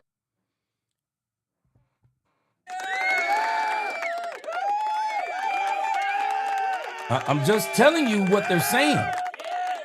They're just saying, no, the players have a responsibility. That's all they're saying. Yeah, we know that there are things that you can't control. I talk about this all the time to people. It's not about what you can't control. It's about the part you control. And the only one you can control is yourself. See, Michael gonna learn. Michael gonna learn the way Dak had to learn. You can't control Jerry Jones. You can't control Jerry Jones. And a lot of people out there are mad because they can't control Jerry Jones. I used to be mad I couldn't control Jerry Jones. I'm not mad I can't control Jerry Jones. I have to let just roll. I just have to let Jerry Jones, because I can't stop him. So Jerry just do what Jerry do. But I'm going to do what I do. I'm going to do what I do. And I'm going to try to be the voice of reason. Poopy D said, no, I can't remember. I think it was, I forgot who it was that said that they think I'm on the Cowboys payroll. Man, no, I am not on the Cowboys payroll, but I would not mind being on the Cowboys payroll. But you just got to be the voice of reason. In every situation, no matter what, you play a part in your life too. And the only parts you get to control are yours. And the only thing these guys are saying, we controlled winning. Boy, that's a statement that people ain't ready for. Michael Irvin and both Emmitt Smith are taking responsibility, saying, no, we won those games. And it's not because of the talent only. It was because of our camaraderie. We had each other's back. Y'all might not remember this. Darren Woodson talked about the same thing. Darren Woodson was a very talented player, and it's an absolute travesty that Derrick Henry is, I'm reading the comment. It's an absolute travesty that Darren Woodson is not in the Hall of Fame. But Darren Woodson said the same thing. These players have got to understand. You got to come together for a common goal. You have to come together for a common goal. You do. Terry said, the chubby kid always kicked the furthest. Boy, it'd be that very kid, Terrence, that nobody wanted. Be the very one, kick the ball over the fence. Joseph Terrell up in here tripping.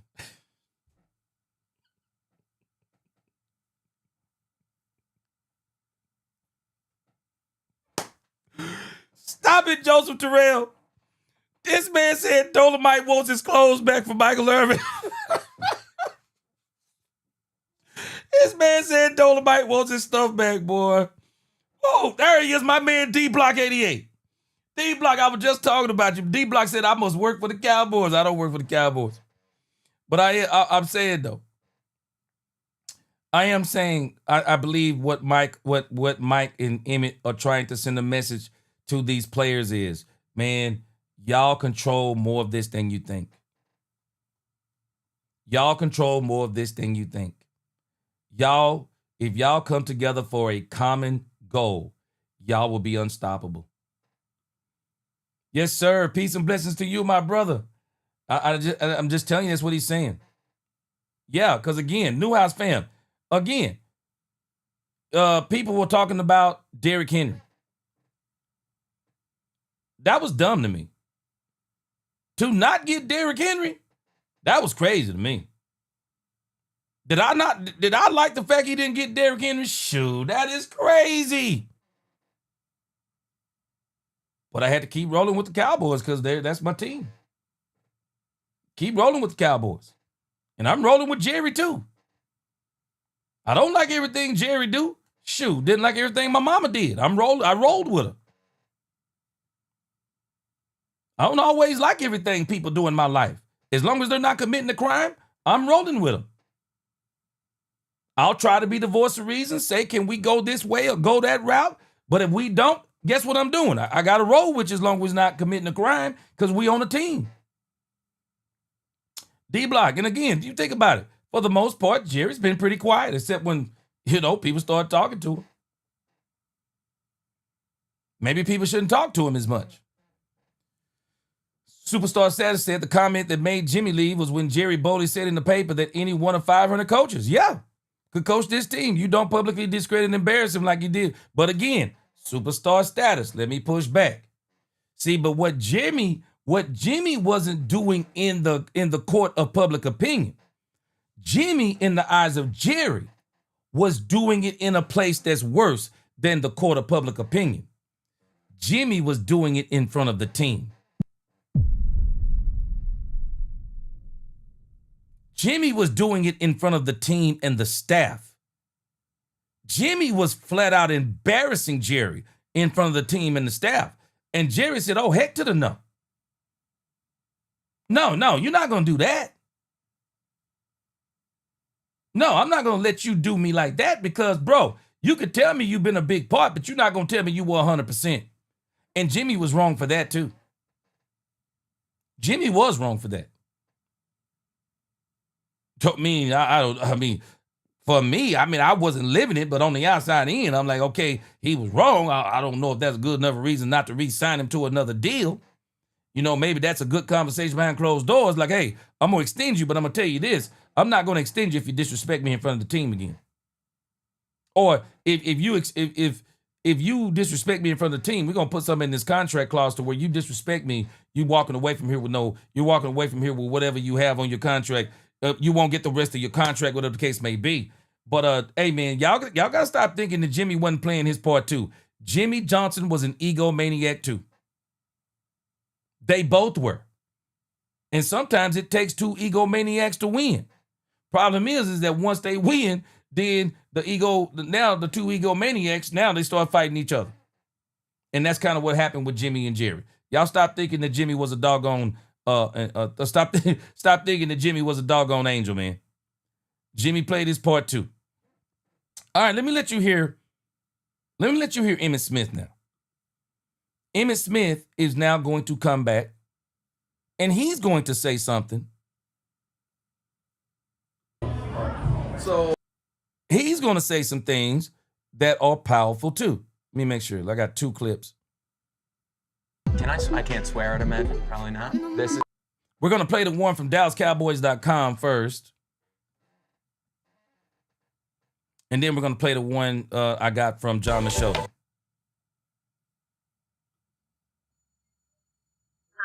Well, for me, everyone else is getting. All right, hold on.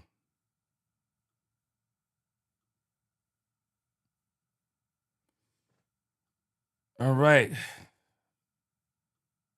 Again, I want y'all to hear me loud and clear because I think sometimes people get lost in the sauce. I'm not defending Jerry as in Jerry hasn't done dumb things, because Jerry has done dumb things. But what I am saying is I do believe Jerry has wanted to win. Jerry is just not a good football mind, and that's just the truth. And then number two, Jerry has made some bad football moves. That's true too. So we're not denying any of that stuff. But I'm not going to say that Jerry hasn't wanted to win, because I do think Jerry's wanted to win. Now, do I think that Jerry also understands he has two fan bases? I've talked about this before. Jerry understands he has two fan bases. Jerry understands he has the fan base that love him and the fan base that hate him. The problem is Jerry tries to play the both of them sometimes. Jerry tries to play the both of them and don't work out for the team all the time. But Jerry has done some good things this season. And again, Jerry hasn't talked as much as he's talked in times past. And I'm hoping that he'll continue to not talk as much as he's talked, and just, hey, let's just let this football thing get Michael signed, and let's get this season on the road. Was born when we had those 3 Super Bowl runs. And now they get a chance. I mean, they've seen highlights and so forth, but I think they're going to get a chance to hear some of the stories and some of the life lessons and some of the things that we went through different voices versus their dad's voice, which is cool. And so hopefully get educated in terms of a better understanding of what it takes to be at the highest level in your one's life. They cleaned up the audio so you can't hear the questions anymore. Well, I think people going to gather out of it what they want. I didn't set out to send a message to anybody. We just talked about our lives. We just talked about our situation, talked about every different component of each and every one of us individually, how we saw our team individually. And I'm looking forward to see the commonality that we all may have versus the separate aspect of who we were. And that's what made our team so unique. We all came together and we bled together, we fought together, and we believed in one thing and one thing only, and that was the team concept and winning games.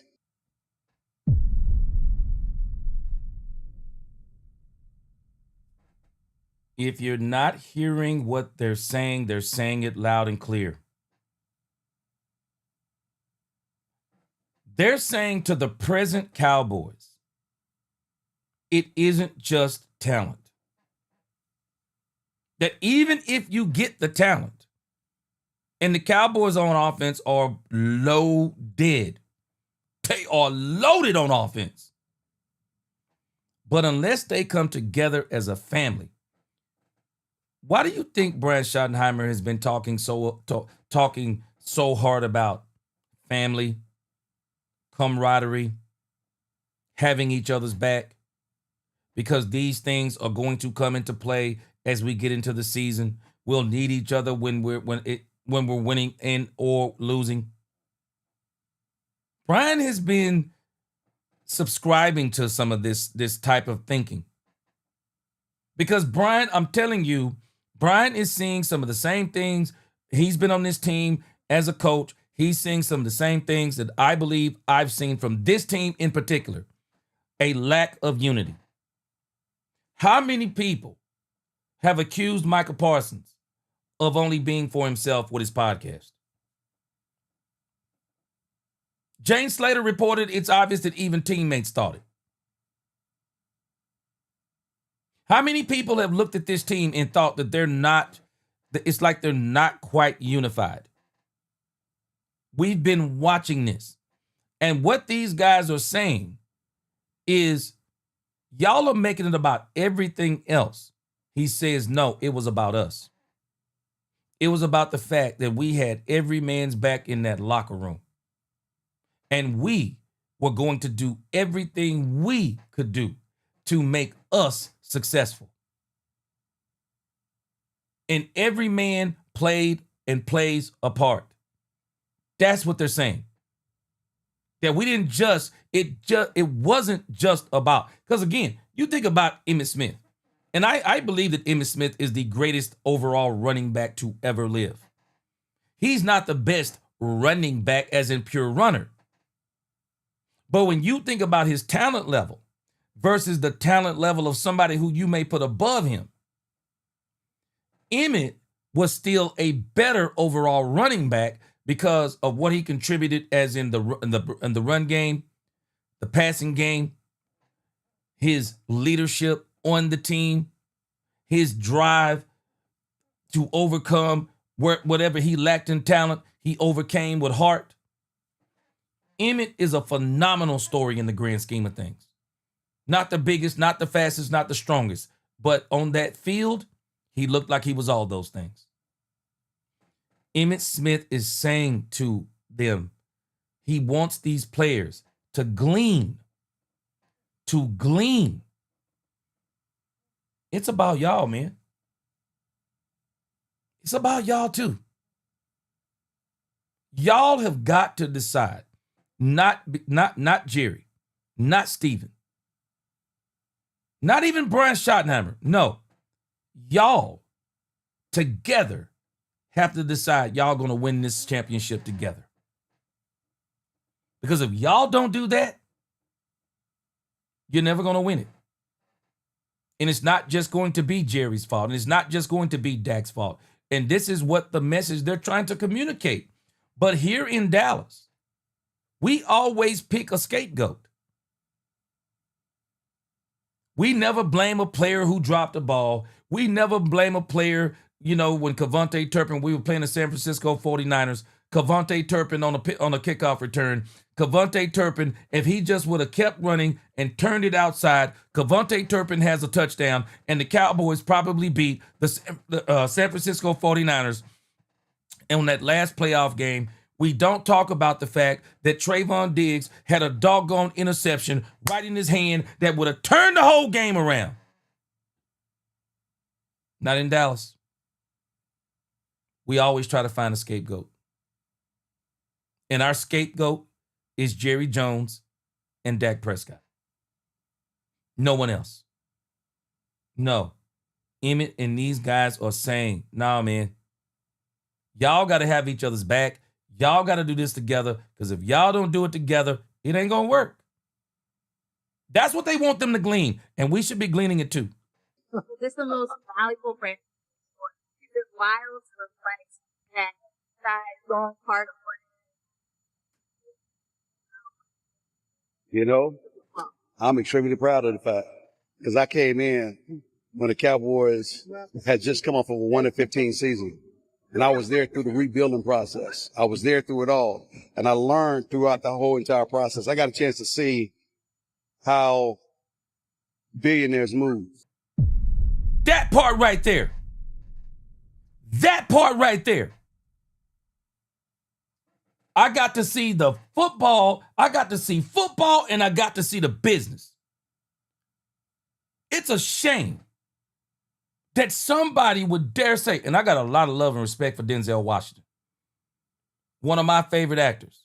Training Day, The Equalizer. I mean, Denzel is the man. But he's speaking out of frustration, and I get it because a lot of fans speak out of frustration. But why in the world is somebody mad? Because Jerry is making money? What? Bro, I'm never going to be mad at somebody making honest money. I'm never going to be mad at that. Yeah, all money ain't good money. Yeah, if you're going to go out there and sell drugs to get money, that ain't good money. If you're going to go out there and rob, steal, and go to the pawn shop, that ain't good money. I got a chance to be a... But if you making an honest living, doing something right, and making good money, I'm not going to tell you that ain't good money. That's insanity. That's insanity. I may tell you why you getting that money. Hey, it's good we get money. So now we got to figure out how to win. I'm never going to tell you all money ain't good money when you are making an honest living. It's crazy for anybody to say good. No, all honest money is good money. You're not hurting somebody in the process, other than people's feelings, because we feel like the Jerry in making money hasn't put winning first. Jerry hasn't always put winning first. I can agree with you there too. But to say that Jerry hasn't wanted to win and Jerry hasn't done things to try and win, I'm not going to agree with you there, because I believe that Jerry did do things to win. And we were not saying that in 2014. We were not saying that in 2016. We were not saying those things.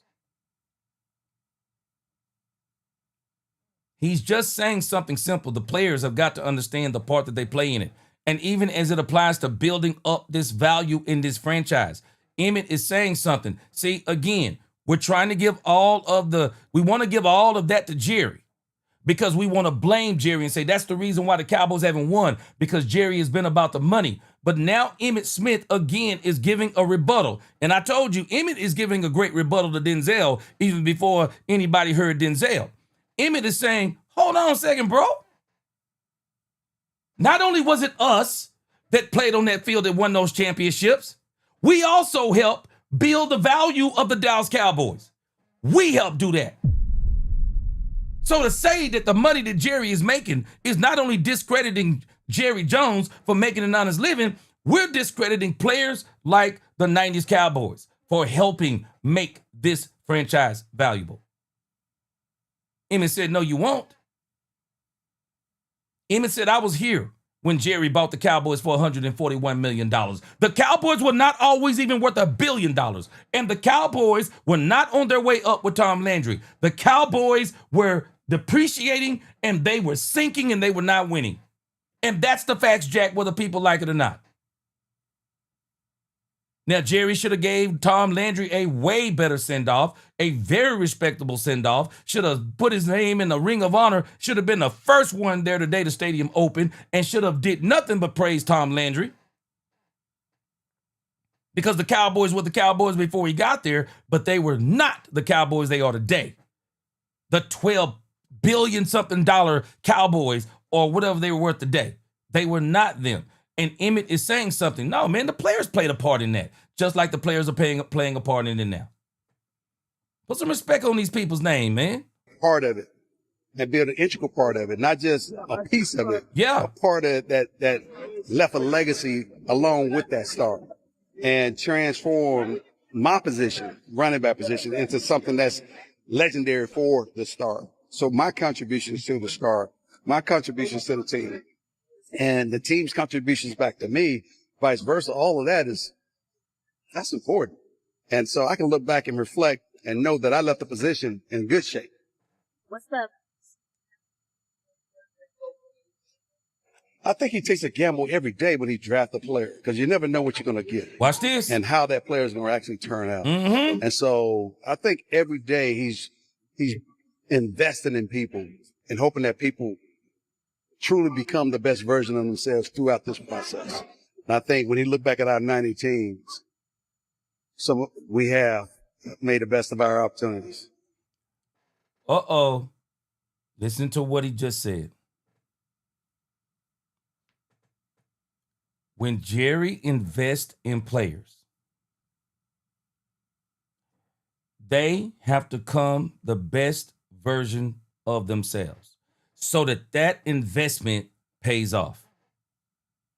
Do y'all know how many teams, not just the Dallas Cowboys, do y'all know how many teams that actually sign players to humongous contracts and they never win a Super Bowl? There are teams that pay tremendous amounts of money, and they're not going to sniff a Super Bowl. Do y'all think the Cleveland Browns owner don't want to win a Super Bowl?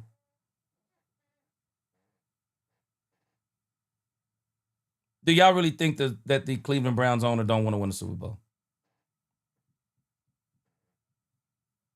He wants to win one. He's not going to win one. I mean, it seems like no time soon. Myles Garrett is going to be one of the greatest wasted talents we've ever seen. I'm sorry, if I'd have been him, I'm sorry. I'd have got up out of there. I don't care what they would have done. I'd have played that contract out and been gone, went somewhere else. I don't care if I'd have had to take less money.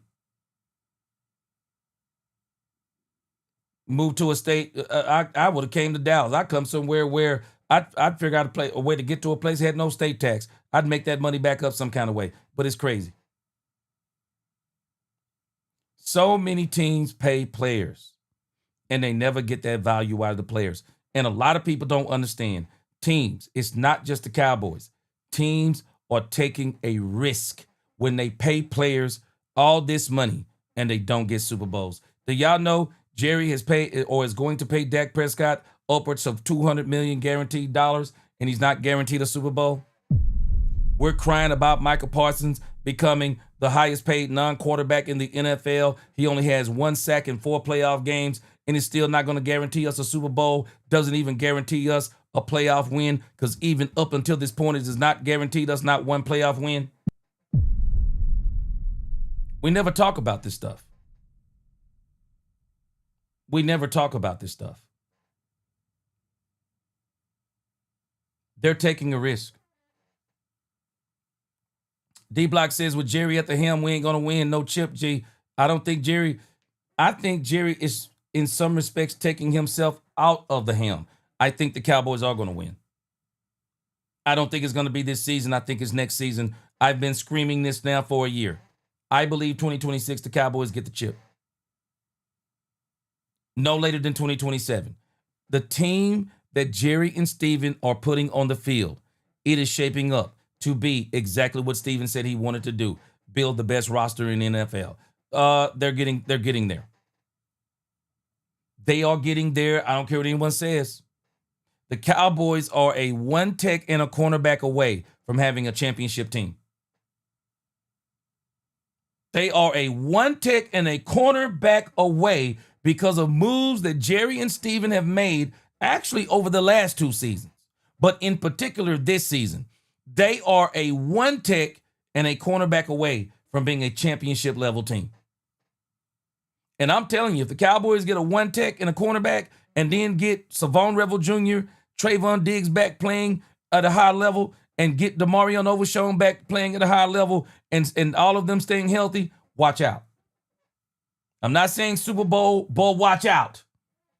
The Cowboys are going to ball. They're going to ball. And so that's why, again, man, I'm telling us, Emmett is saying it right. No, this team, they got to understand too, it's them too. They can't let our excuses be their excuses. No, they're the ones they're saying, y'all are the ones playing on the field. Y'all are the ones playing on the field. Control the parts you can control. Go out there, have each other's back, and win. I like this last part that Emmett says, and then we're going to move on. They asked Emmett the question about the 90s Cowboys, could they beat these teams of the day? Watch what Emmett says. We'll kick everybody's ass. That's what we do.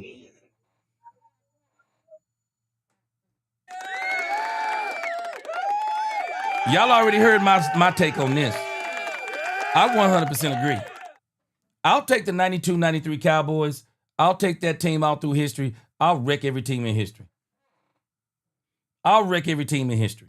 I'll break every team in history, man. Them boys were bad, 92-93. They had a different mentality. Them boys were bad. I'll take them. I'll take them against any team, and I don't care what quarterback you have. I'll wreck every team in history with the 92-93 Cowboys.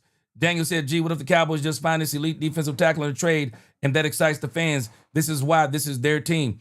Hey, Daniel, I don't know. I don't know if the Cowboys are going to get that defensive tackle that's going to excite us. Got a strange feeling they're going to get a 1 tech. I just can't see logically where they don't get a 1 tech. Because if they don't, it's going to really hurt the team. It's going to hurt the team. All right, let me see here. Pick and Pop, what's going on, my man? He said, y'all hear about Michael today? Asked to put his jersey on and he put it around his neck like he was wearing a Superman cape. He wants out. That's too funny. Once a man, twice a child. Man, I saw him with that jersey around his neck.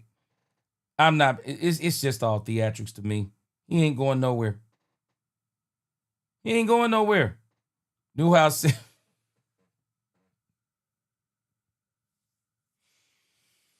Newhouse said Michael Irvin's suit looks like Connect 4.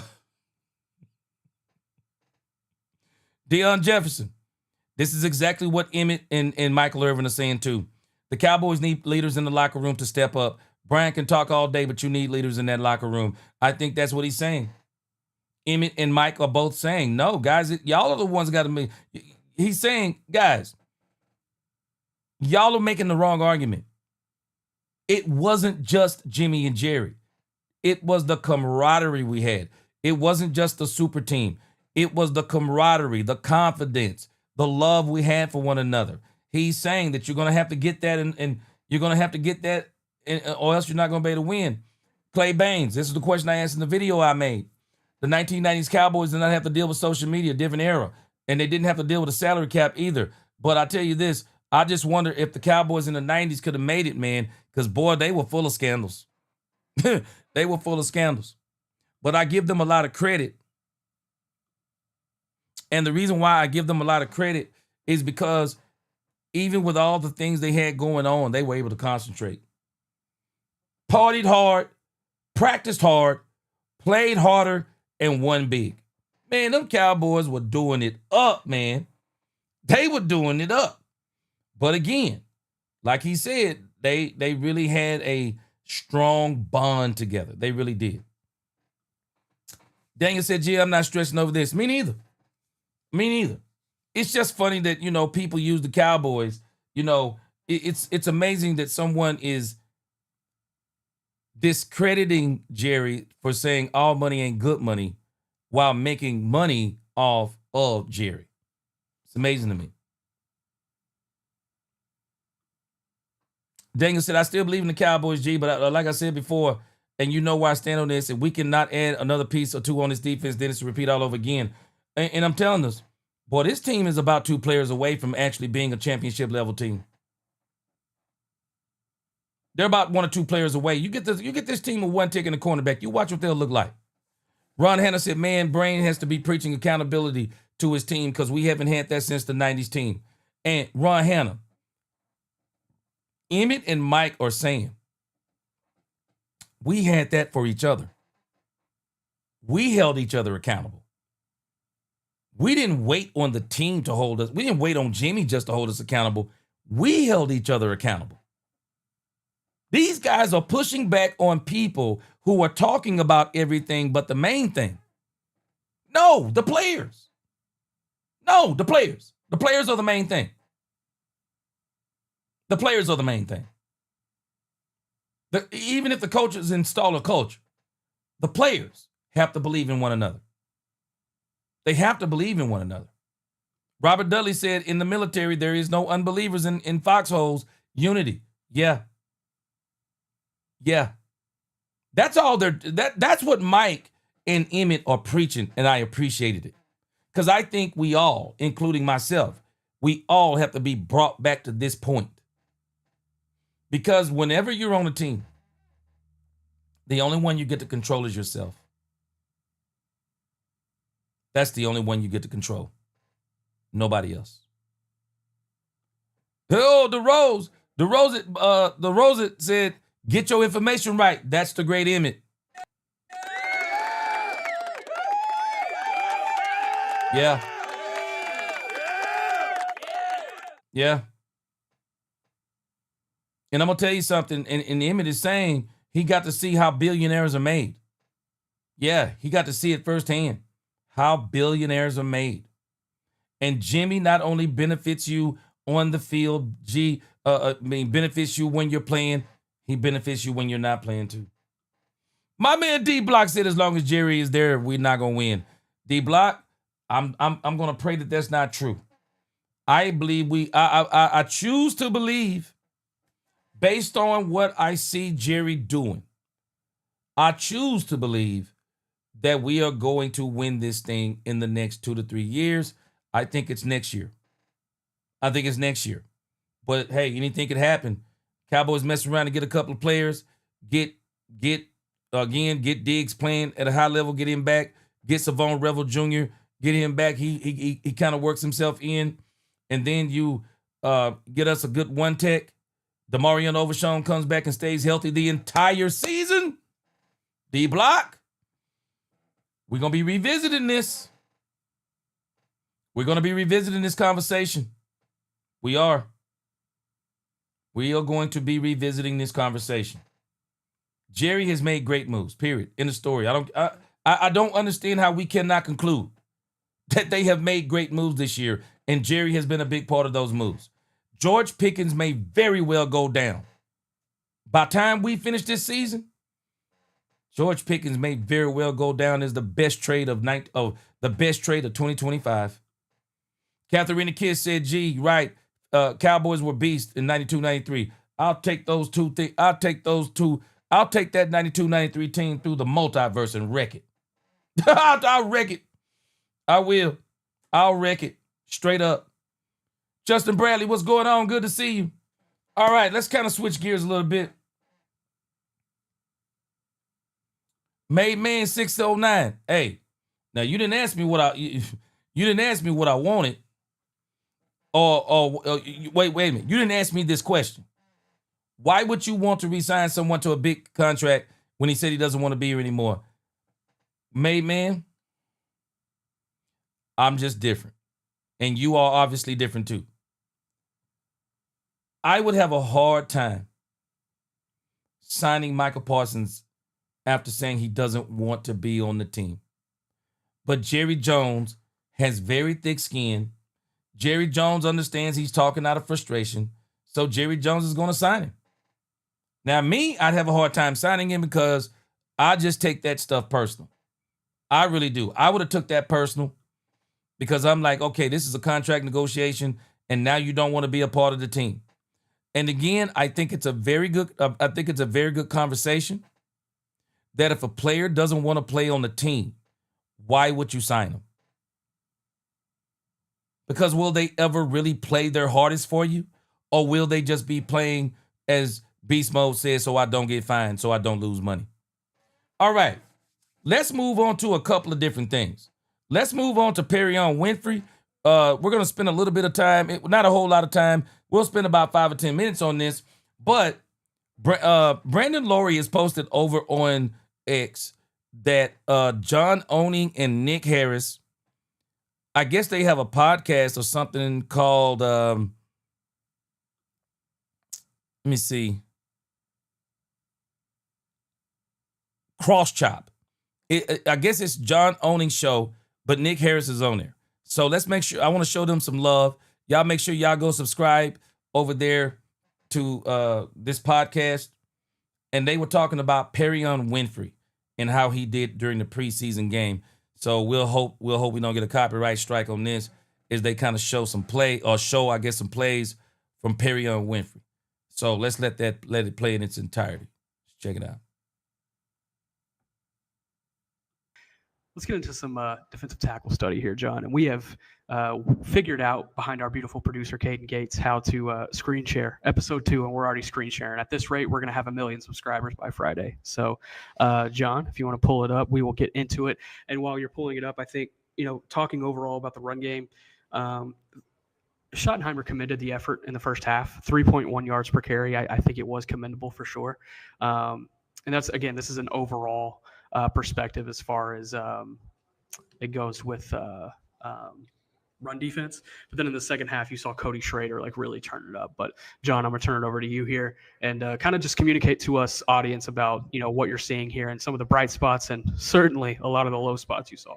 Yeah, I want to start with a bright spot because honestly, there wasn't a ton of them against the Rams. You saw a lot of really poor gap discipline. You saw defensive tackles getting moved. You didn't see the kind of quickness out of the stance that you want to see from the defensive tackles in this scheme. But one guy who I thought showed some good stuff against the run, especially when taking on double teams, is Perion Winfrey. He's lined up right here as the 3 technique to the right side of the offense. And you'll see here, he does a really, really good job of taking on the initial double team. When you want to take on initial double team, you want to make sure that you're attacking one of the offensive linemen. You don't want to kind of hit them in the center because then you're taking on 600 pounds at once, really. So you got to attack and kind of you want to create knockback on one of the 2 double teamers so that they're sitting on different planes. And as you can see, when they make contact, they're on the same plane.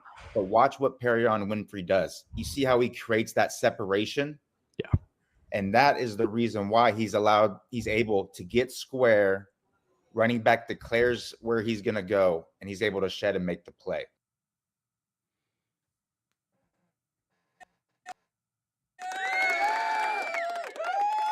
Yeah, Perrion Winfrey, I think he's not only going to play 3-tech for the Cowboys. I think Perrion Winfrey is also going to play some, I think he's going to be alternating probably at the 1-tech for the Cowboys. Man, let me tell you something. Perrion Winfrey, I done told y'all, man, this dude Perrion Winfrey, he different, bro. He hungry. This dude Perrion Winfrey is hungry, man.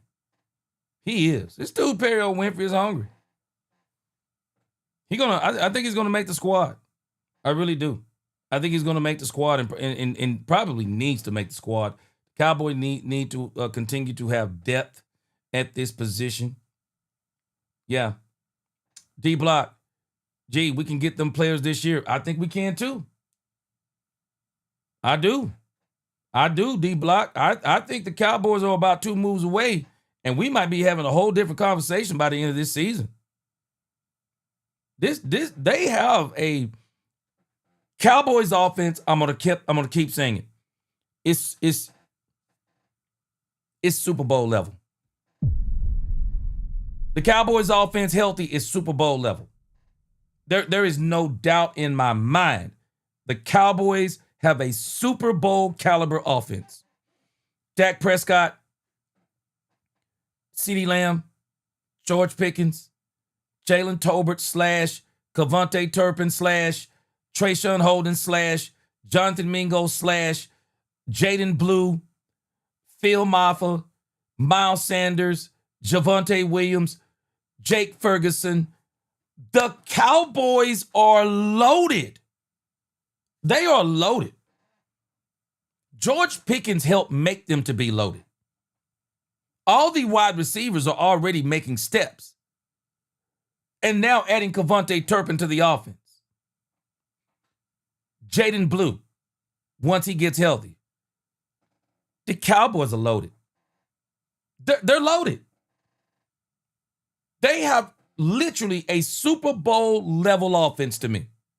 I don't see any reason why with that cast that the offense isn't Super Bowl level.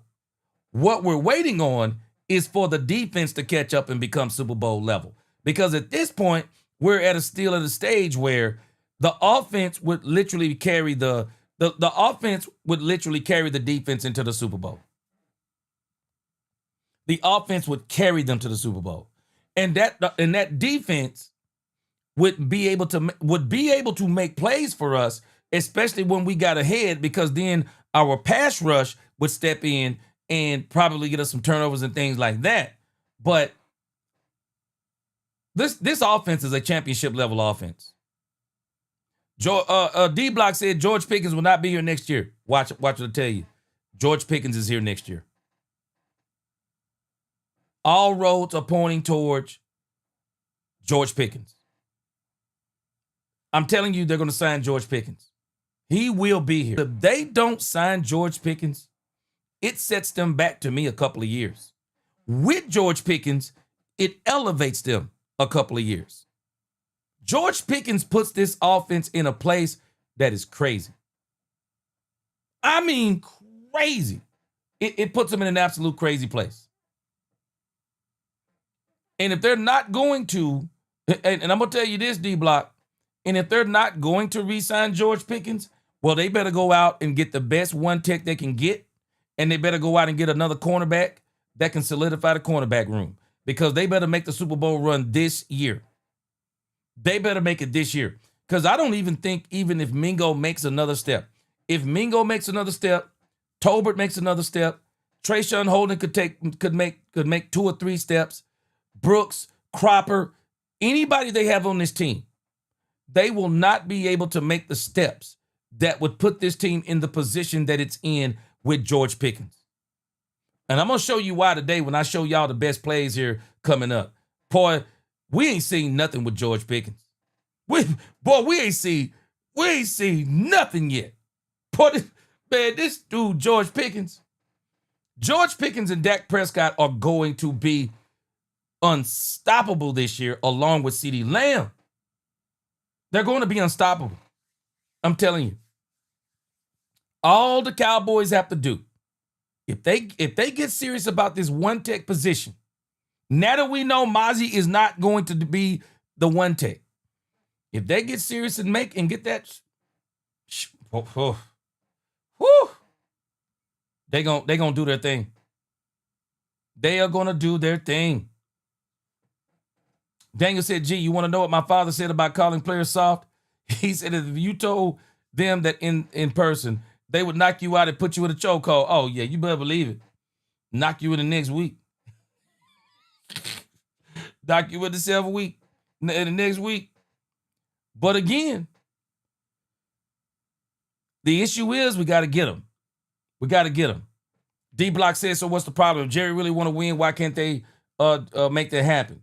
Well, I think at this point, you got to think about what we've given up. We've already given up a 4th-round pick for George Pickens. We've already given up a 5th-round pick for Joe Milton. 5th round, right? So we've already knocked ourselves out of 2 rounds. So what are you going to give up for a really good one tech? Are you willing to give up a 3rd-round pick for a really good one tech? That's the question you have to start asking yourself. What are you willing to give up for the one tech? Or will you play the game of patience and first see who shakes what after game number 2? Because we're going to start seeing some cuts after game number 2.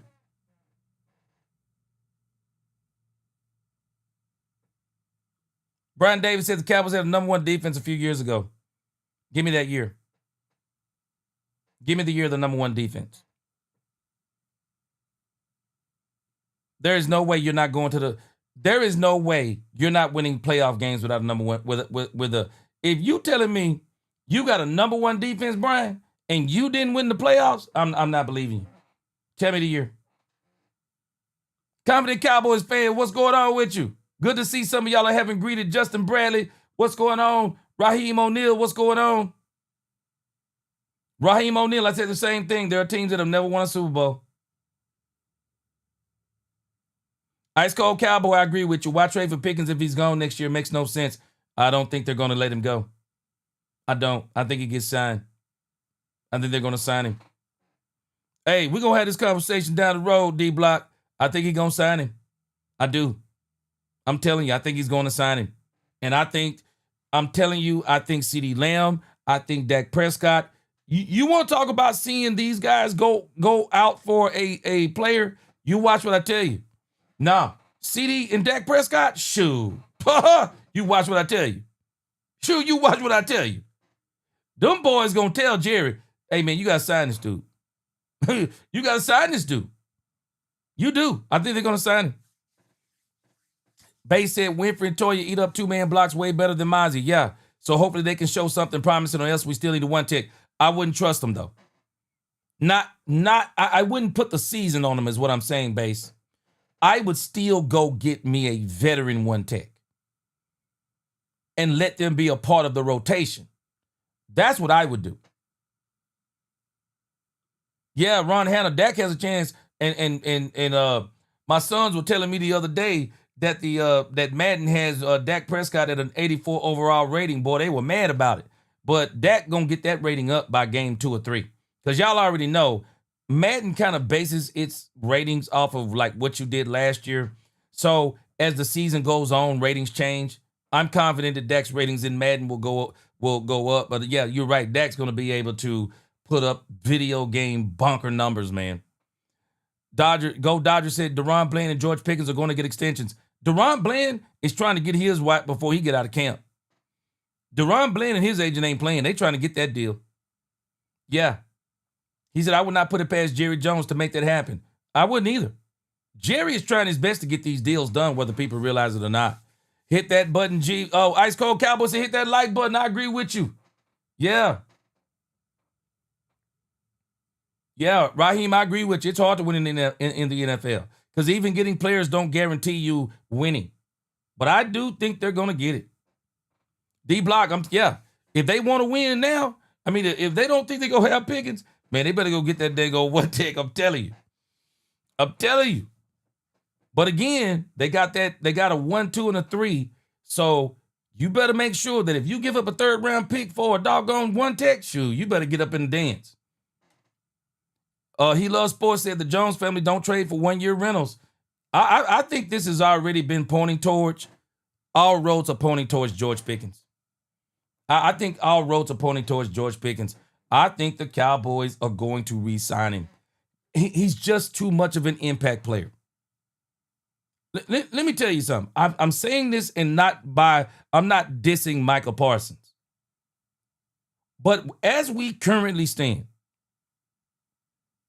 George Pickens is actually, I don't know if I say he's as important, or I won't say he's more important. It's as important to sign George Pickens as it is Michael Parsons. The George Pickens trade, it escalated the Cowboys' chances by 2 years. Jalen Tolbert in 2 years wouldn't be what, and that's not a knock on Jalen Tolbert. I'm just telling you how talented George Pickens is. Jonathan Mingo in 2 years wouldn't be what George Pickens is right now and what George Pickens is going to be in years to come.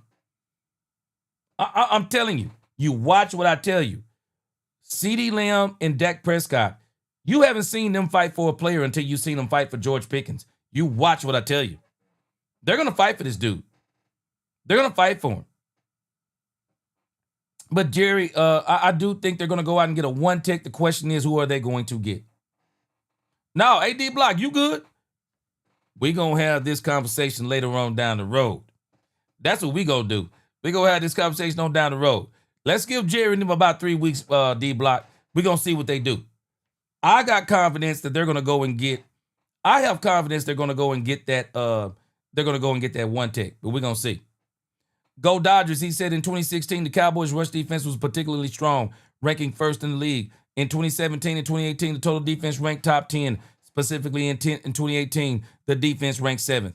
Yeah, I mean, because when you think about this defense, nah, man, we ain't had no number 1 ranked defense.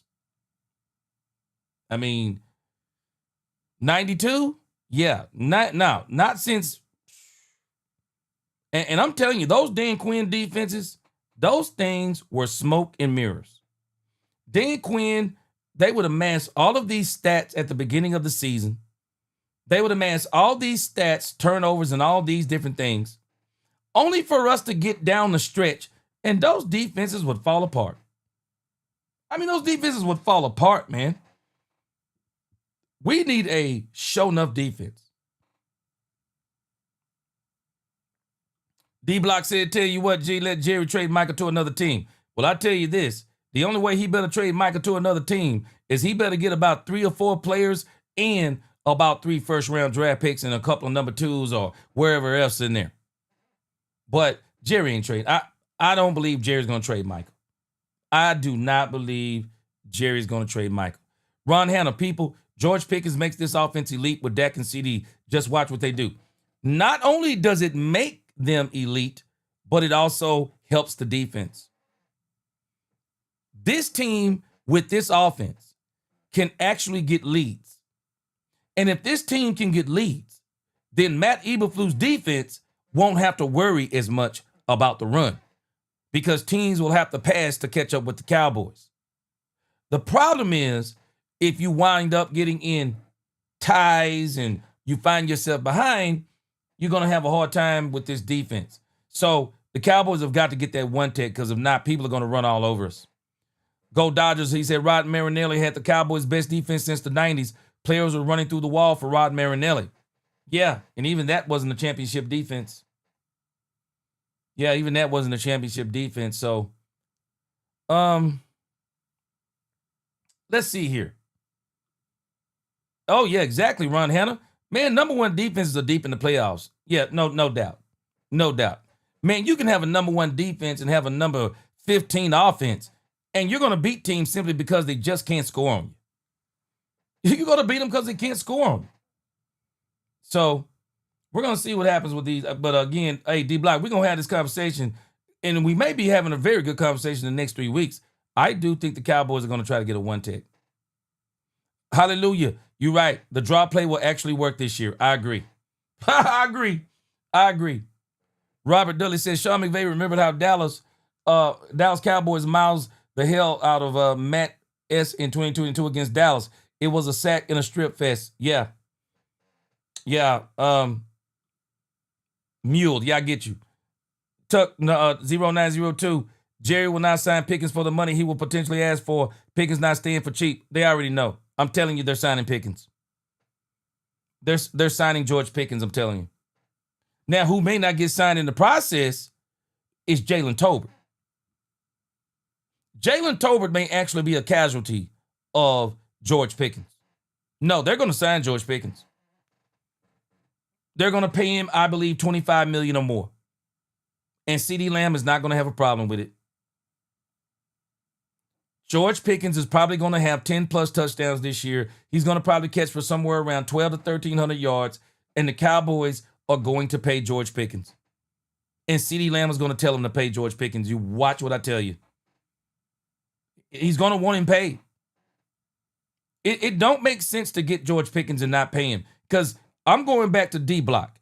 If you're not going to pay George Pickens, then you need to go out right now and get a one-tech. You need to go out right now and get a cornerback. And you say, I'm throwing it all right now in the middle of the table. Right now, I'm going to throw it all in because we don't plan on signing George Pickens. And we're going to take a step backwards. Heck no. No. You got to sign this man. I believe they're going to sign this man. I do. I do. Hey, D-Block. And you know what? I ain't mad at you for saying it. I'm not mad at you for saying it because of the track record. And I know why you're saying it. So I understand why you're saying it. I'm going off of what I've seen this year. And for what I've seen this year, they're not letting this man go. You know what? Let's listen to Brian Schottenheimer as a matter of fact. Brian Schottenheimer is actually going to talk about George Pickens from what I've heard. I haven't seen the interview, but from what my understanding is, he did a lot of talk. Hey, I'm Platinum Producer LMC, and this is... He did a lot of talk about George Pickens today. And I'm gonna show you why he talked about George Pickens today. Boy, I don't know if y'all seen this play that George Pickens made today. But if you don't sign George Pickens, you are, something's wrong with you. You got to sign this man. You got to sign him. And let me tell y'all about this dude. Let me tell you about this dude, Brian Schottenheimer, before we get to this Brian Schottenheimer video. Let me tell you about this dude, Brian Schottenheimer, man. Brian Schottenheimer is a trip to me. Brian Schottenheimer is running extremely vanilla. And I won't be surprised again against the Baltimore Ravens. He may throw a couple of wrinkles here and there, but you're not going to see, once again, you're not going to see Brian Schottenheimer's offense because Brian Schottenheimer is basically telling the world, get your popcorn ready because when I unleash this offense on the world, everybody, including Colin Cowherd, is going to be surprised because we're going to put up points on the best teams in the league. This dude is out here in practice, running incredible plays. Only for last week against the Rams to go out there as generic as you could go. And I think he's going to do the same thing this week with the doggone Baltimore Ravens. This is one of the reasons why I'm not losing confidence in Brian Schottenheimer. I think Brian's going to do his thing. Let me get a couple more comments in here. Appreciate y'all commenting. Uber D said, yeah, Tolbert is gone if it's between him and GP. I think he's going to be gone. You have to take the money. And the thing that's going to get Tolbert gone is because Tolbert is actually good. It's not that Tolbert isn't good, but it's also the problem the Cowboys have wide receivers behind him also who are good too. Some of y'all were right. Shout your own self out in the chat. Some of y'all were right. Trayshawn Holden might very well push some people off the team onto the practice squad. Between Trayshawn Holden, Cropper's looking pretty good. Trayshawn Holden, Cropper, and Mingo. They are playing good enough. And with the added issue is that Brian Schottenheimer has decided that in some of these sets, Kevontae Turpin will be the slot receiver. Jalen Tolbert is going to make some money in this league, I'm telling you. Jalen Tolbert is going to play himself either into a nice contract with the Cowboys or play himself out of a contract with the Cowboys and into a nice contract with someone else. I think he's going to be a casualty of his own growth.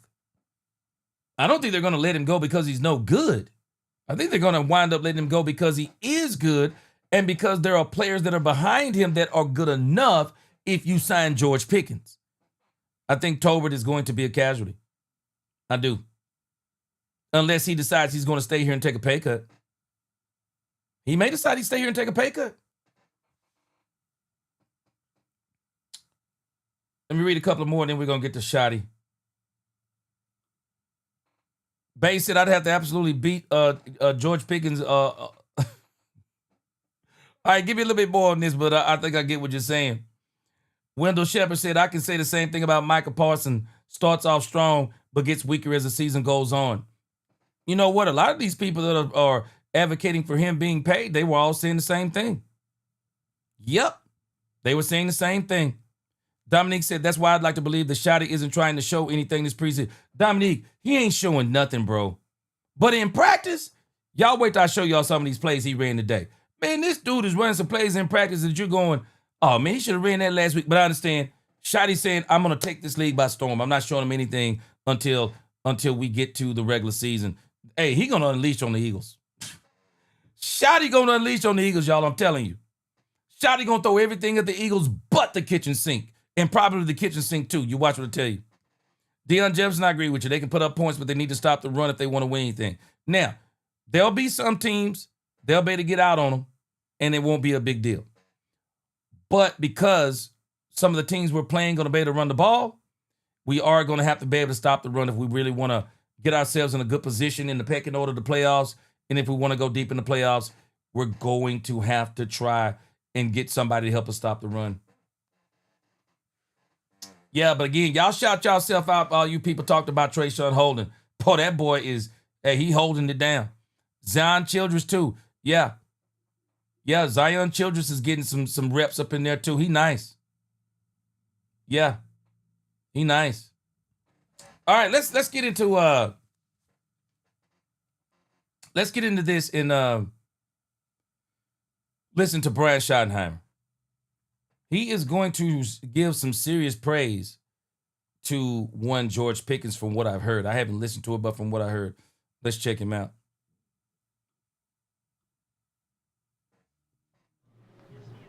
Hi. Hi. Whoa. Uh-oh. Shotty is back, Daniel M., if you're still on here. He got his brand new Just For Me. He's wearing his visor today. He's not wearing that Dallas Cowboy hat he had on yesterday, and that thing was dope. I'm still looking on the NFL shop trying to find that hoodie and hat that he had on. But he back. He back today with his visor and a nice white hoodie. Man, this Dallas Cowboy wear is something just clean. But I got to get that hat and that visor he had on the other day. Hey, Ice Cold. Yeah, we got visor Shotty today, so he back. He got his confidence level back up. So let's see what he's talking about. He's not ready. I'm ready. Sorry. False start, delay a game. Pre-snap penalty. Yeah, for sure. Discipline. Discipline. Absolutely right. Calvin Watkins, Dallas Morning News. When you talked about the depth chart changes, how much of your original plan in terms of snap counts for players originally have changed since that preseason game? Not much. You know, a few guys played a little bit more. So we're, again, like I told you guys yesterday, there's always okay, what's the total number that we want for a guy? And there's a range. You know, Calvin, that you're looking at, okay, hey, it's 30 to 40, it's whatever, it's unlimited. So based on he back, Daniel not much, but based on the fact that a few guys played a little bit more than we thought they would last game, those numbers will get adjusted. And a few guys that played a little bit less, most of those guys were offensive because of the limited ops, they'll play a little bit more. I was texting my friend recently, and he said that time batching just... And boy, you could tell that hair is freshly done too. Looking darker than ever. Assuming you know those guys, how many of those guys have you said, I need to look at them a little bit more against Baltimore? It's a big part of it just because you're trying to, we want to make the right decision, and we will. We'll make the right decision come cut down day, and to do that, you have to have all the information. So we'll have a staff meeting tonight to kind of finalize some of that stuff and get a feel for, okay, hey, this guy's doing good. But like yesterday, again, with the mocks and stuff, we moved a number of guys into different spots, both up and down. Boy, you got me up. Boy, Poopa D said he can wear a K-Go as long as he wins.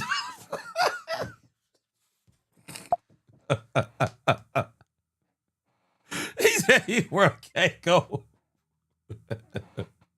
And all that's always communicated to him. Hey, you're doing good, so you're getting more reps with the ones, and hey, you got to pick it up a little bit. You're moving down a spot. Dallas Cowboys, can you give us a housekeeping thing on injury updates? Is Blue going to be back? Sanders going to be back? What? Yeah, like I said yesterday, Clarence, I think most of those guys are trending in the right direction. We'll find out a little bit today. Today should be a really good practice, a chance to see some of those guys bounce back, just all the guys that are trending in the right direction. But again, until we see how today goes and how they look, we won't really know. Got a couple days to make that decision. A couple days left. You worry about guys looking to go home, and do you up the ante? Man, they tell me anything they want to about this running back room, but I'm loving the fact that Phil Maffa is getting all these snaps. I am hoping that Phil Maffa becomes a bell cow back for the Cowboys, if not at some point this season, but definitely by next season. I'm telling y'all, Phil Maffa is a beast of a running back. So I'm hoping that he gets to do it. Hey, Tuck092, I said the same thing. He said Paul's does not run across the real one. He said the right owner would have traded his contract for collateral. He said, don't threaten me with a good business decision. Man, I'm telling you, woo! I struggle with that one.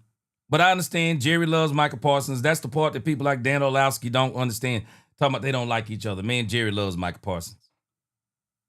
This week, 2 physical practices, so they won't be getting excited about going home because it's been a long time. They've been there since July 20th. Yeah. Well, it really wasn't nearly as long as last year. Last year felt like an eternity. You guys were here. But no, I started the meeting off of that. We need to be present. We need to stay in the moment. We're gonna. Man, I'm sorry. Dak O's filthy. He said can't go with a cool. He said with a cool cigarette behind his ear. Boy, I'll kill him. Man, boy. Ron Hanna, I'm with you. He said, man, we have to get Shotty some grace. He's under tremendous amount of pressure dealing with Dallas Cowboys. He is. You're dealing with the owner, the media, the players, contracts, everything. He said, I'm not going to criticize the man if things don't work out. Oh, no, he needs time. He needs time. Yeah, he needs time. Justin Bradley said, LL Shotty with the K-Go. Have 2 physical practice, both in pads today, hour 45 today, 2 hours tomorrow. And, are there distractions about going home? Yeah, probably. But leave that at the door. Leave that, in your room. And when you're here, you're doing football, and we got a lot of work to do. And I think the best teams in the league, they maximize these opportunities these weeks leading up to preseason game 2. You've played a game. You've made some adjustments from personnel standpoint, and now you need to go do it during the week of practice.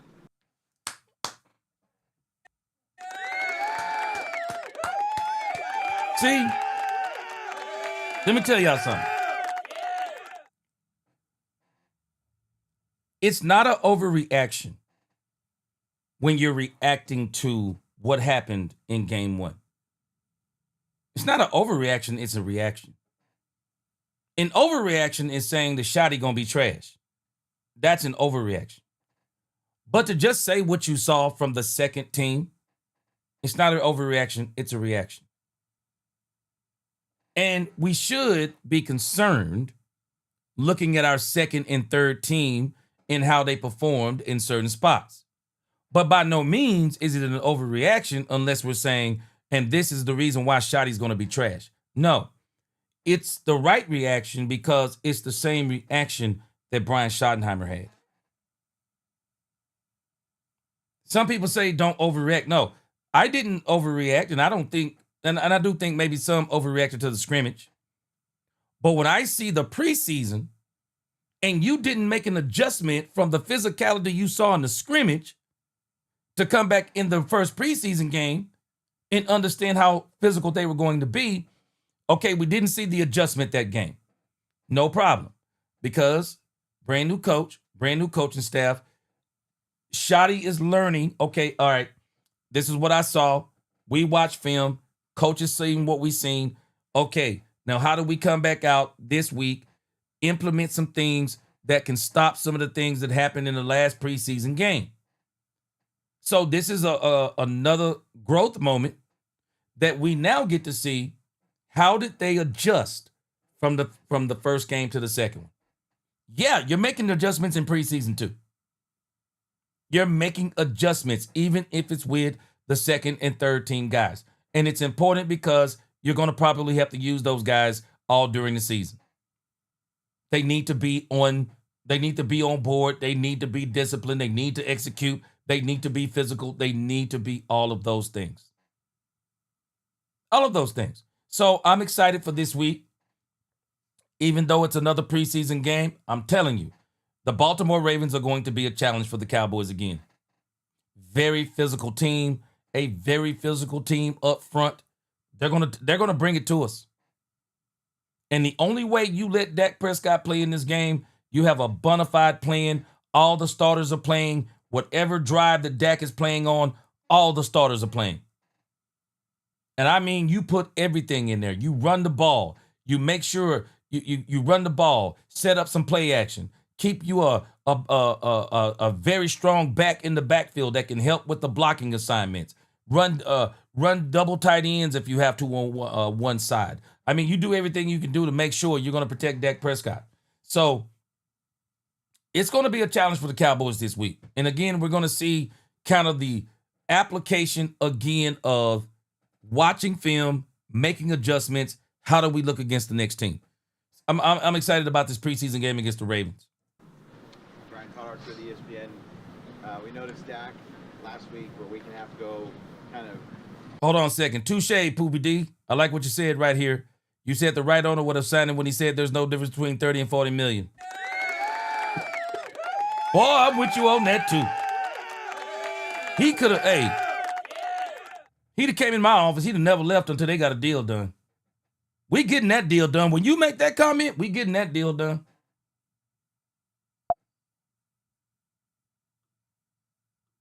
Race CD down the field after one play and really carrying out his fakes more to kind of get some sprint work in. Is that by design as he's coming back from this hamstring deal? Yeah, it's really got nothing to do with the hamstring. It's just getting some of his top speeds. You know, quarterbacks, they don't run like some of the other guys do.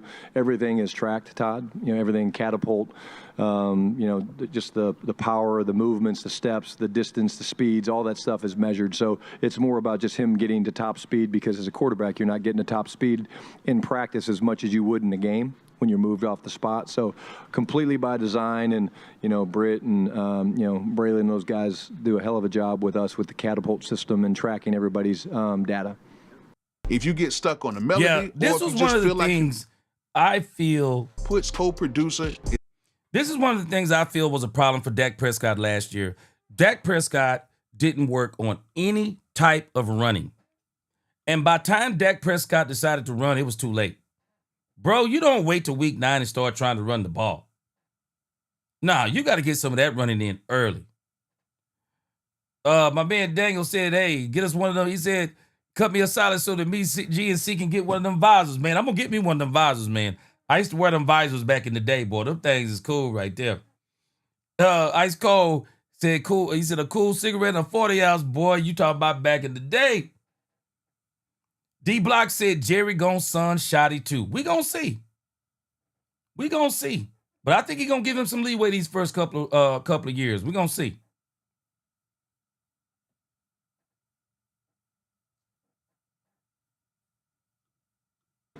He has to do some of it, but maybe not. Yeah, Dak's got to be able to run. I mean, quarterbacks run in this league. That's what they do. And, again, are we going to come out first play of the season against Philadelphia and run power read with the quarterback? No, probably not. Sorry about that. It's not happening, Vic. But at the end of the day, yeah, he's got to move. He's got to make plays. He's got to extend plays. Can we run him? Sure. We'll run him. He's a good athlete. He has to be smart getting down. You know, hey, if he's in danger, slide, get down, and that's what all the great ones do. I swear this isn't related to what I just asked, but you're one of 19 teams that didn't do the tush push last year. Why doesn't every team do it if there's such a high success rate? Again, I think, you know, it's like everything. You have a philosophy of what you believe in. It's obviously a great play. We have different ways of what I would say attacking the A gaps and things like that, but it's an investment. And I think the Bills and the Eagles do it better than anybody else, and it's what they believe in. And, you know, I think at the end of the day, you know, it's a good football play that they've perfected in a lot of ways, and we have some plays that we feel like we've perfected that are different than that. You know, and you think about, too, running the tush push, let me tell you something. That's a very dangerous play. You got to have the right person running that. Dak can't run that. You got to have the right person running that doggone tush push. People don't realize that Jalen Hurts, like, bench presses, like, what, 600 pounds? That's a very dangerous play, man. You get up in there and trying to do all that pushing and man, you mess around and snap an ankle in a heartbeat, tear a knee. Man, everybody can't do that play. I did notice that the Baltimore Ravens, when they run it with their tight end. Maybe the Cowboys ought to use one of their tight ends to run it. D-Block, he said, I saw Jerry tell Shotty to showcase Joe Milton with 7 consistent pass plays to open the game. Hey, D-Block, man, I had this conversation yesterday. And I'm struggling. With the Joe Milton thing. Everybody is competing except for Joe Milton. No, we get to use it as an excuse for Joe Milton. We got to see what he is. And I got to get to know him. I don't like that part. I don't like that part. So, yeah, I'm wondering about that too. We were talking about it yesterday. I'm wondering who is really behind the Joe Milton push. Because I even noticed today, once again, the media, they're doing it again. Every time they show you a play of Joe Milton, they always show you the great plays. But when it comes to Dak Prescott, they'll show you the plays, but they're also going, hey, Dak Prescott threw an interception. I'm just saying. I can't understand the whole, I don't understand the whole Joe Milton push. I understand the Joe Milton development. I don't understand the push. Can you give us any update on just kind of where Tyler Beck is at? We saw him out at the practice and he was walking around, looked like that's a good sign, but where he kind of is right now. Yeah, he's doing good. He's getting some reps, you know, and just the mock stuff, the slow speed stuff, because he needs that mentally to kind of stay prepared and things like that. But I think he's doing well. Again, not putting a timeline on it, but I've been very pleased with what I've seen from him and the intensity that he's attacking the rehab and the way he's working and is not normal for a second-year player. So I'm very proud of him for that. And just kind of what's your vision, I guess, and thoughts on what this offensive line can be going forward? You obviously invested 3 first-round picks in it, so obviously you think it needs to, get better. Well, I think, it's the catalyst for an offense on every team. I mean, it really is. You look at the best teams in football, and usually their offensive lines are very physical. They set the intensity and the mindset of the offense, and there's a part of staying healthy. That's a big part of it. You need to stay healthy. But we have the makings of being a really good offensive line. We really do. We just have to maximize these next couple weeks and get ready. And but I think the mindset that we're trying to build and the physicality we're trying to play with and the way we cover down and finish. And, one of the things we corrected our guys on the other day was, picking guys up off the ground and, pushing the pile. But, go pick up your brother, man. Go pick him up. Guys on the ground, let's fill him off or whatever, and 3 guys are standing there looking at him, then that's not right, So go pick him up, cover down, and it's a mindset. Cutting out alcohol completely isn't the key to getting. Yeah, camaraderie is a mindset too. Unity is a mindset. These things he's talking about, it's a mindset. Been here about 3.5 weeks, and I know you've had a couple of camps out here in Oxnard, but can you just talk about the functionality of this place and how it works for you guys to be able to come out here every year? Yeah, it's the best. Just the location of it, the fact it's all so close, Nick. I mean, you can literally go from meetings to walkthroughs to workouts to, to lunch to get a nap or something. I mean, the functionality of it is amazing. The fields have been great. The fans have been great. I just think it's very, very seamless for us. And again, they continue to do an awesome job. They roll out the red carpet for us here, and they take good care of us. And our guys are very respectful to the staff here at the resort, and it's just a great relationship. Schoonmaker, what did you see him do over the offseason? How has that been applied here at camp? And then do you have an update on Span? Yeah. With Scooney, I mean, again, I think I've talked multiple times about his confidence. He came back and his body was ready. You know, some of the training and the things that he did during the offseason, actually the break, really, to get ready for the offseason program was awesome. He was around a lot more than he was in years past, just working out with our guys and, you know, spending time with Britt Brown and those guys. But, you know, I think, you know, he's having a great camp, and again, one of those guys that we expect to have a big year for us in our tight end sets. And then Brev's doing good. I mean, he's progressing nicely. He's, you know, able to walk around and get up on his toes some. So that's all positive stuff. Tommy Yards, DallasCowboys.com. But talk a little bit about Trayshawn Holden, led you guys in receiving on Saturday. How's he used kind of his connection with junior in college to maybe translate here so far for camp? Well, it's his birthday, number one, so let's start with that. He's 24 today. So happy birthday, Trayshawn. I already said that in the meeting, but you can hear it again.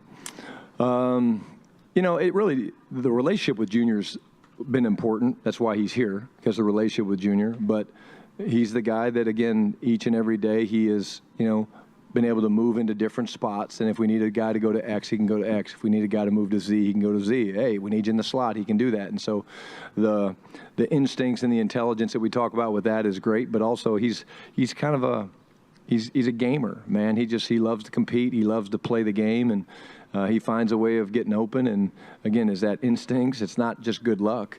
I mean, there's instincts, there's route running skills that he has.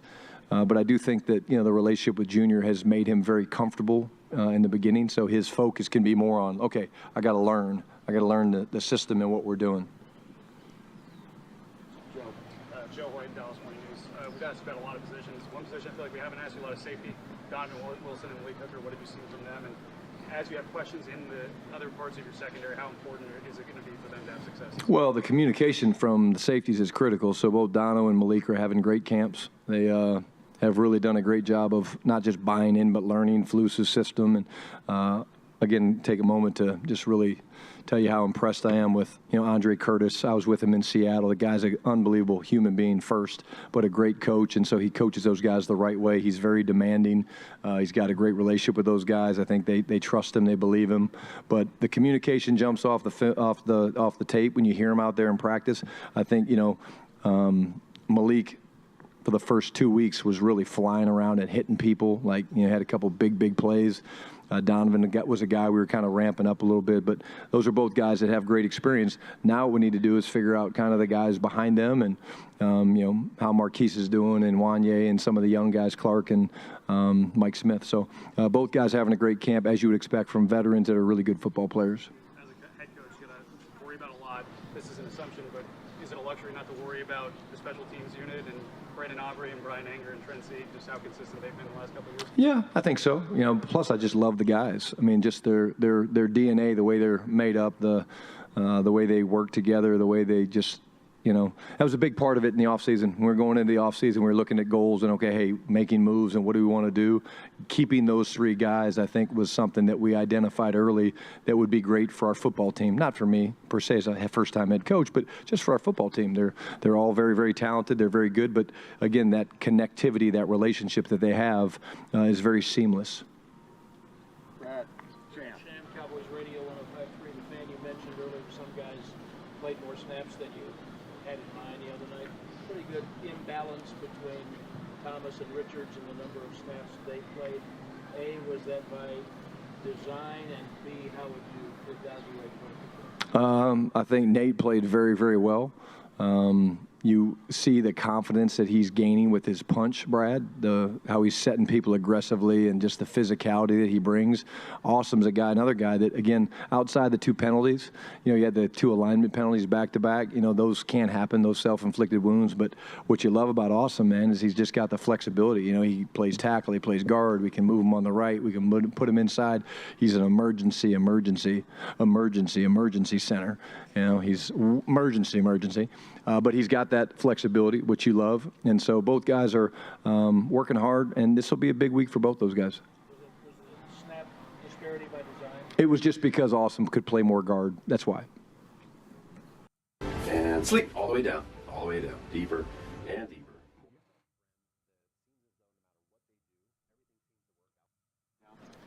Brad Townsend, Dallas Morning News. Spoken to some of Pickens' high school and college coaches, and they made the point that he wanted to be coached. And I wonder if you share that assessment, and what's been the most striking part about coaching him this first couple of months? Yeah, number one, I would agree with that. I think, from the time that we got George and we went into my office and spent some time together and shot some free throws and just talked and got to know each other, he made that very clear. He's like, Coach, I'm thrilled to be here. Number one, I want to be coached. I want to be, I want to be great. I want to be a great player. I want to continue to be great. And so, lean into me, be tough on me, tell me the things I need to do. And so, again, the way I am, Brad, is I start with the relationship piece of it, and because I think you can coach people hard and coach them the right way when you have those relationships. But that doesn't surprise me. He's been nothing but incredible in terms of the way he's worked with us, the way he's communicated with us. And I talk about it all the time, but the relationship that he and CD have is special. And Junior Adams has done an amazing job of building the culture of his room. And that's something to be talked about, because, there's certain rooms where it's like you got personalities and people like, superstars. It's like sometimes they don't always get along. It happens in quarterback room. It happens in defensive line rooms. It happens in a lot of rooms. But Junior's built an amazing culture in that room where guys really just want to win and have success, and they don't really care who gets the credit. Michelle. Coach Michelle Montaigne, WFAA. What have you seen Solomon Thomas bring to the locker room? Maybe one of your stories of something that we can't see. I'd say leadership. Here's a guy that's been around for a long time, seen a lot, been on different teams. He sees what we're trying to build here and the positives of what we're trying to do from the culture and the connection piece and the compete every day, all those different things. But he's a consistent guy, man. And, he's not always the most vocal person in the world, but the way he practices is incredible. I mean, his numbers, when you look at the catapult, like we were talking about earlier, every day it's the highest, on the team for the most part, on top 3 or 4 for sure. So just that work ethic, the way he runs. And I remember White Cotton saying to me before we finalized the deal for him, he said, you will never be around a guy that practices as hard as Solomon does. And early on in the offseason program, it was very, very evident. And then, I think we had a moment in the offseason where we asked him to share his story, his foundation, and what he's been through. And it was, you could have heard a pin drop. And it was awesome to see this incredible athlete, great player, great man share and be vulnerable with his teammates. Brianna Aldridge, CBS News Texas. Going back to OTAs to now to camp, you could see the energy at practice just feels different, the tempo from beginning to end. You talked about the excitement you're trying to bring. I know it's only one preseason game in, but did you see any of that translate to the field, even talking about some of the veterans who didn't play? Yeah, I think when you look at the film, you see the guys getting excited for the guys playing between the white lines. Like, they want these guys to have success. They want to lean into these guys. I mean, Trayvon Diggs was into it. I mean, he was coaching, some of the young corners and talking to them. Like, that's what we want. I think if you build the brotherhood the right way, they should care. They should care how their teammates are doing and not over there just kind of hanging out on the bench and not caring. They want to see them have success. They want to see them do well, because why? They're invested. They're invested in the locker room. They're invested in the weight room. They're invested out there on the practice field. So I was very, very pleased with that group. And the best teachers in this game are players. I see myself as an elite teacher, but I don't play the game. The guys that play the game in between the white lines, there's things that they can, give to our younger players that are as impactful or more impactful than some of the things that I say. And they're crazy if they don't use that. And our young players are stupid, in my opinion, if they don't ask for that. You've committed Eric Wycott quite a bit. Do you think he has DC potential in this league?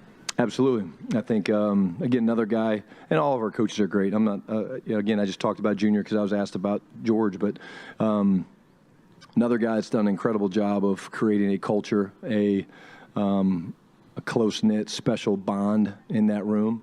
He's tough as nails. You know, he's a guy you don't want to cross. The players definitely understand that we got a lot of alphas in that room, but if you close the door and you're going to let one come out, A-Dub might cheat to get out, but he would probably be the one that might come out. And I say that respectfully to everybody in there, but he's a grown-ass man, and I think his knowledge of the game, you know, the way that we play the front, but he understands the big picture. He understands, you know, the whole defense and how the run fits tie together with the safeties in the secondary, and understands pass coverages and things like that. So the answer is 100%. You talk very highly of your assistant coaches. People come to us and their teeth are so bad that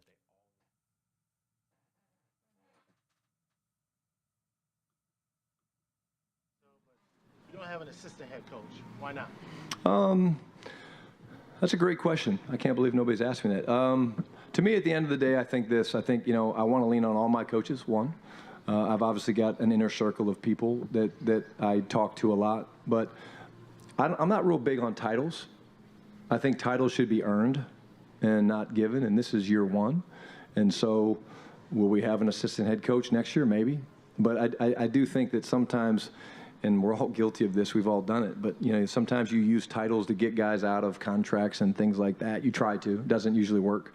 But my belief is that, you know, titles, if someone's named the assistant head coach, they should have earned that, you know, and they should truly be that. Whereas, like, okay, if I have a question on anything, I'm going to it. But it's more of a team of people now that I use, and it's not always position coaches because they're pretty busy. It's more coordinators and things like that. But I was asked by many guys when I was interviewing them, hey, well, what about a potential title? And I was honest with all of them. I said, yeah, I'm not saying no forever, but I am saying no now. And that's just because of my belief.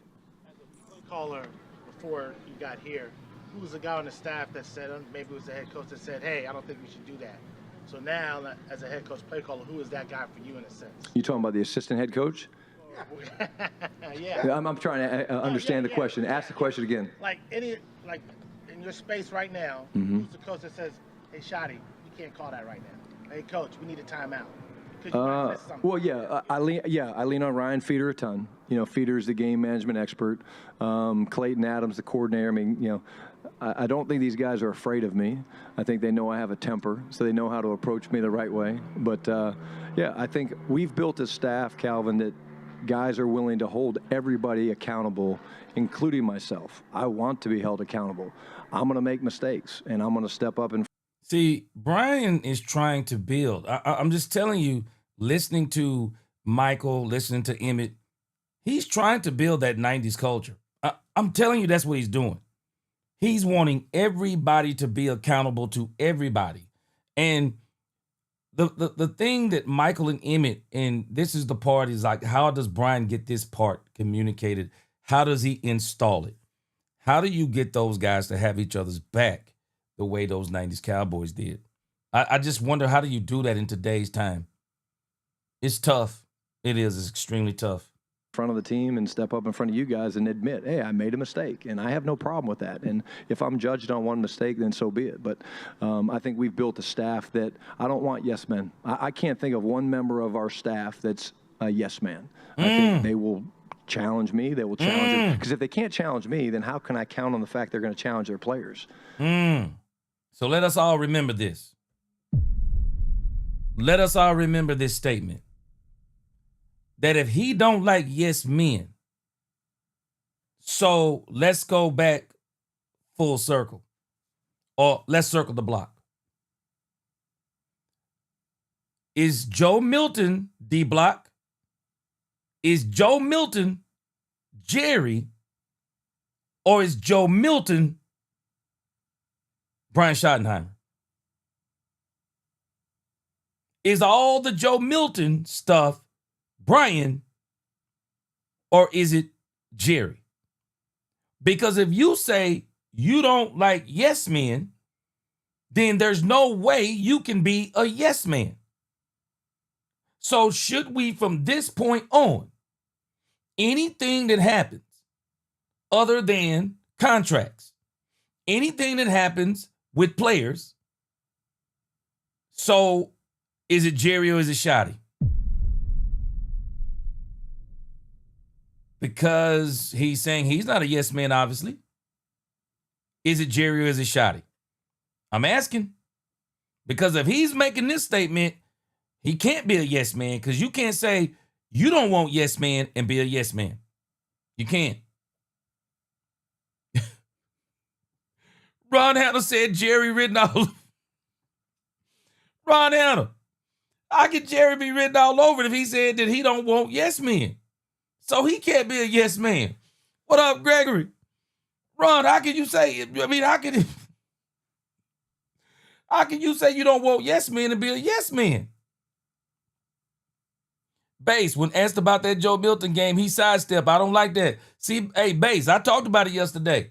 I mean, he went out of his way just three times to protect Joe Milton. Is that him, or is that Jerry emphasizing Joe Milton? I'm just saying. So should we take him at his word that he's the man that's really doing what he's doing?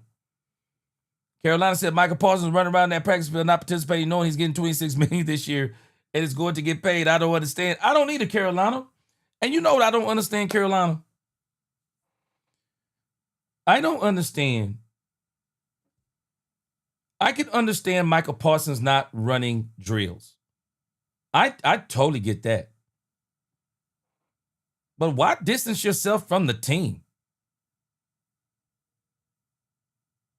Why not keep doing the same stuff you were doing?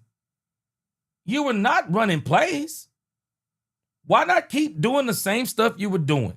Being out there with the defensive line is. How's your jersey? Man, I'd even have the pads, the jersey, helmet. I would have been out there doing the same stuff. I'd be out there smiling, chopping it up with the guys, being a presence on that field out there so that my team would know business, never personal. Business, never personal. So as it pertains to who I am, I'm a football player first. I'm here. Did he not say on that first week, I'm here for the guys. I'm here for the team. I want to be here. Well, be there then. Nobody's asking you, because I'm in agreement with you. Don't be out there playing. Don't be out there running full speed. Don't be out there doing that stuff. No, I agree with you. But what I don't agree with is you showing a lack of leadership by not having the same energy you always had. Be out there like you were before. You said you were out there for the guys. Be out there for the guys. Be out there in the huddles. Be out there beside Eberflus. Be out there giving feedback to the players. Be out there just whatever you're doing. Be out there and have a great attitude, smiling and letting guys know my agent gonna take care of it. I'm not worried about it. This thing will get done. I'm going to be a Cowboy. Don't even worry about it. I don't understand it. I don't understand. It don't make sense to me. The man's about to be a multimillionaire. Bro, it is what it is. This is the part of the game that you have to play when you want these huge contracts, especially with the Cowboys. This is the game you play with the Cowboys. It is. Jason Armenta, he says Michael wants out. Man, I'm having a hard time believing he wants out. I'm having a hard time believing Michael Parsons wants out of Dallas. Where are you going? Where else are you going? You don't even get to choose where you go. That's the last thing I would have come out of my mouth. I'm not saying that stuff. Man, I'd be glad to be in Dallas. I would. Even with some of this stuff with Jerry Jones, I'd still be glad to be here. I'd be taking this stuff like a champ. Man, I'm one of the best guys in my position. I'm getting paid. I'm not worried. I'm not sweating. I'm just doing my thing, man. I'm not even worried about it. But again, y'all forgive me. You know, I mean, you're talking about players that are making 30, 40, 50 million dollars, you know, so if they can't hold their head coach accountable, then why would I trust that they can do that? So that was part of the deal with when we went through the hiring process. I see you, Brian. Real quickly, your inner circle confidants, who are those? I'm not going to share that with you just because it changes, you know, a little. Wait a minute. Wait a minute, Clarence Hill. Did Clarence Hill just ask this man who is his inner circle? Clarence Hill, come on, man. I like it, but I'm like, come on, Clarence, you can't ask this man that, Clarence Hill. Man, Brian Schottenheimer mess around and say who his inner circle is. Somebody be sitting there talking about, why am I not the inner circle? Man, come on, Clarence. Ace Wade 17, what up with you? Looking dapper on that avatar there. Blessings to you and your family, too. Justin said, like I said earlier, I'd almost bet that Jerry and Michael most likely did finalize a handshake deal and they're just milking the media to regular season. Man, he getting signed. Ron Hanna said, man, be careful what you ask for sometimes. Things go the wrong way. That part too. I think this is it on Brian.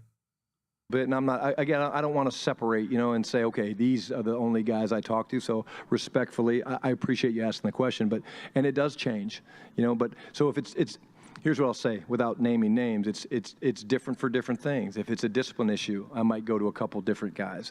If it's something game management guys, I might go to a couple different guys. If it's something offensively, you know, and then sometimes I go to, you know, Jerry and Steven or Todd Williams or people like that. So it's not just, I make it sound like we have this little Tony Jones, I believe we go you. sit in my office, we close the door, and no one's welcome. It's not that. It's really you, because I have so much energy. I'm usually moving from office to office, and I'll be sitting here, and I'll be like, you know, hey, Clarence, get over here, you know, and then I'll bring 3 or 4 guys in to me. Oh, what do you think about this? What do you think about that? Because the way I make decisions is I talk. Shocker, you guys know I like to talk, but like the way I make decisions is by talking. So if I talk out loud, I'm coming to you in a minute. And I listen to people, it makes it very crystal clear for me of what I want. Okay, hey, all right, great, I've got everybody's input. Anything else? Okay, here's what we're going to do. Inside and outside the organization. Absolutely. Yep. Good question. Alrighty. Thank you, guys.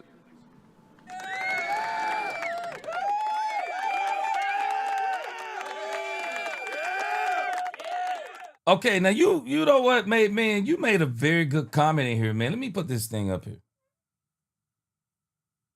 Let me go back for a second. Let me see where you are.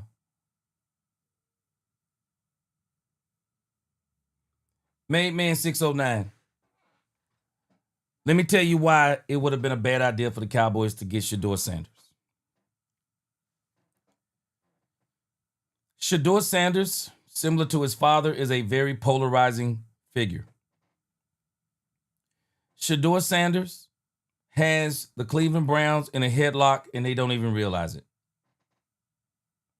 The Cleveland Browns, it played out to where Shedeur Sanders played the first preseason game, and he looked better. I would dare say Shedeur Sanders looked better than all the other quarterbacks to me. He looked better than the other quarterbacks. And it goes to show you that this kid, there is no way he should have been a 5th rounder. Now me, I'm just saying it for what it is. Maybe I'm biased because Deion Sanders is my overall favorite player ever. I would have took Shedeur Sanders in the 1st round. I would have taken him over Cam Ward. But I say all that to say this. If the Cowboys would have brought in Shedeur Sanders,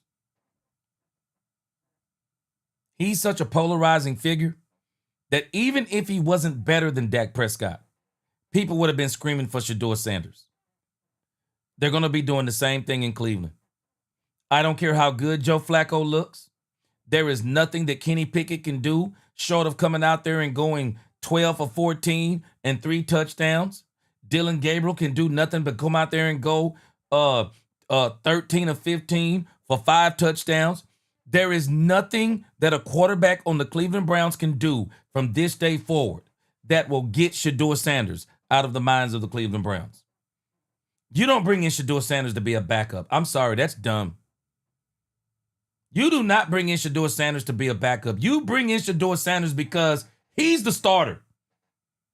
No, he's the starter. You don't even play around with this stuff. Shedeur Sanders is that type of figure. I don't think there's a quarterback in this league short of Patrick Mahomes. Short of Patrick Mahomes that he could sit behind and people wouldn't be screaming his name by midseason. Shedeur Sanders is that type of quarterback. And in Dallas, it wouldn't be because he's better than Dak. It would be because, man, we can bring the milkman in and let him throw a ball on the field that rolls off over to the sideline. Milkman throws the ball out on the field and somebody say, boy, you see the way the milkman threw? He better than Dak. We'll have the referee. We'll have the ball boy in Dallas. The ball boy in Dallas will throw a ball down to another ball boy, and they'll go, wow, the ball boy got a better spiral than Dak. He ought to be playing. I mean, this is what we do in Dallas. We couldn't have handled Shedeur Sanders in Dallas. Man, we can barely handle Joe Milton. We can barely handle Joe Milton, and he ain't better than Dak Prescott. And we got folks that can barely handle it. Ain't no way. You don't bring in Shedeur Sanders to be a backup, bro. You don't bring in Shedeur Sanders to be a backup. Shoot, Shedeur Sanders got the Cleveland Browns in a doggone headlock. They cut Shedeur Sanders. They cut Shedeur Sanders. I'm telling you, they may have half a stadium empty. Yeah, man, I'm telling you, we would not have been ready for Shedeur Sanders. Never been ready for him. We'd have lost our mind. The first time he'd have threw a 30-yard touchdown. Whoa, it's over. We'd have lost our mind. We've been losing our mind already over Joe Milton. Man, had it not been for Joe Milton coming out the way he did last week, people this week would have been screaming for Dak's job. Shedeur Sanders on the sideline, boy, you wouldn't even want to see it. Cleveland don't understand. Cleveland has made a huge mistake. You don't bring in Shedeur Sanders unless he's the starter. Not to mention the kid is good. And the kid's going to be good. But you are not bringing him in to be a backup for nobody, hardly. Because I'm telling you, the moment your quarterback can go over on the sideline and dribble some water down the side of his chin, and everybody go, replace him with Shedeur Sanders. He don't even drink water better. Shedeur Sanders drink water cooler than he do. Nah, we need Shedeur Sanders. Nah, you don't bring in Shedeur Sanders unless he's going to be the starter. That's the only way you do it. Ice Cold Cowboys, shoot. You better tell him, Ice Cold. Shedeur would have came to Dallas, everybody would have said Dak gone.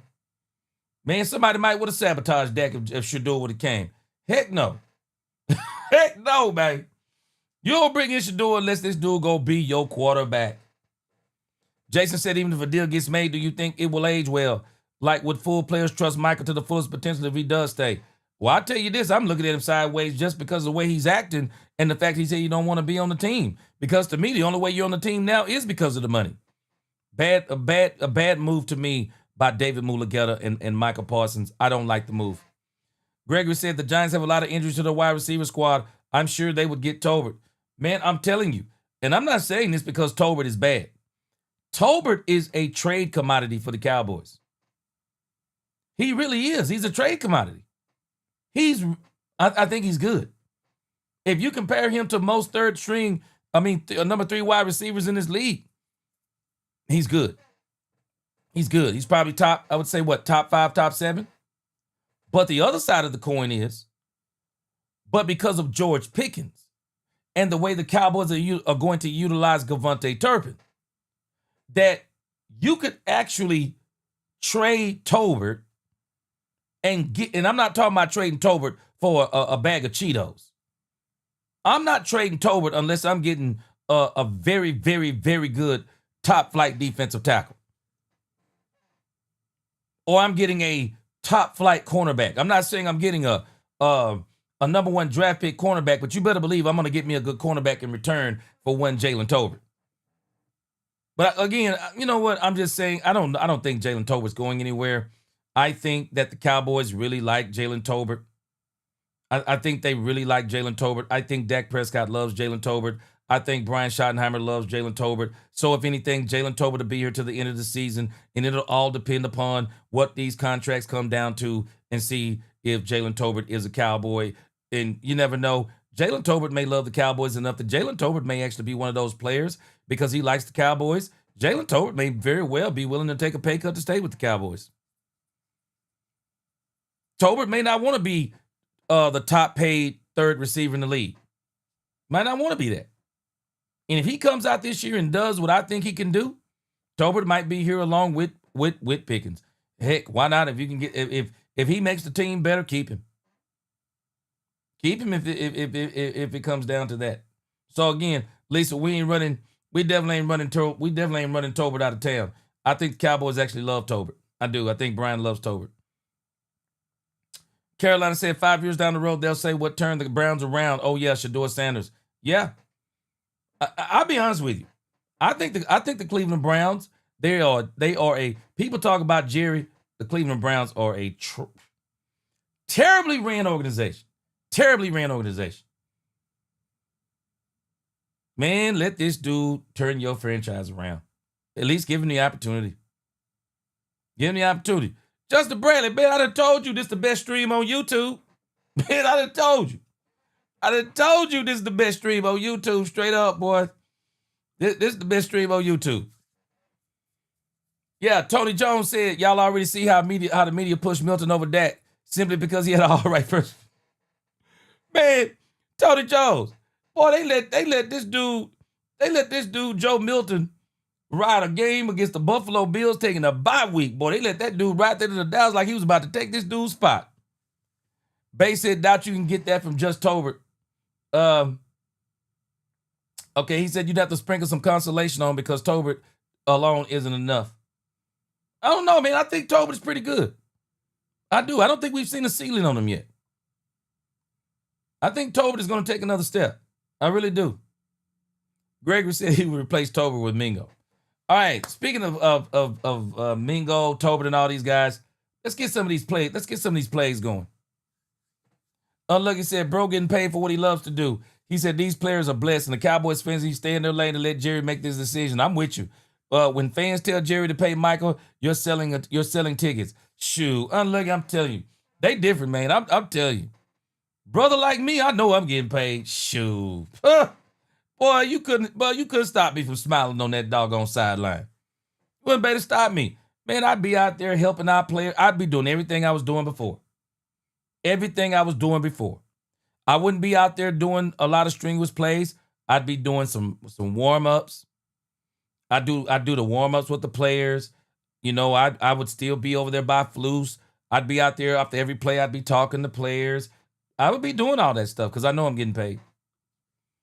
Thomas FM 6TT, he said Tolbert is a good number 3 receiver, but I like Holden at becoming the number 3. And if Tolbert becomes the number 4, then I think Tolbert would be even better as a number 4 receiver. Man, the Cowboys got great problems in the wide receiver room. They got great problems in the wide receiver room. They really do. They got great problems in the wide receiver room. Rod Hanna said, hands down, Gene ain't even close. Best on YouTube, bro. Keep up the good work. Appreciate you. Hey, man, I appreciate y'all, man. Y'all be rocking it in the doggone chat, man. Go Dodger said, folks gonna be mad. The Micah drama, I'm over it. He can go. Culture change also means removing drama that festers. I like it. All right. For the last few minutes, let's get into this. It is time to get into the best plays of the day. And when I tell you this play to George Pickens from Dak Prescott, man, absolutely incredible. All right, let's get this thing loaded up. Hold on. See what we're working with here. All right.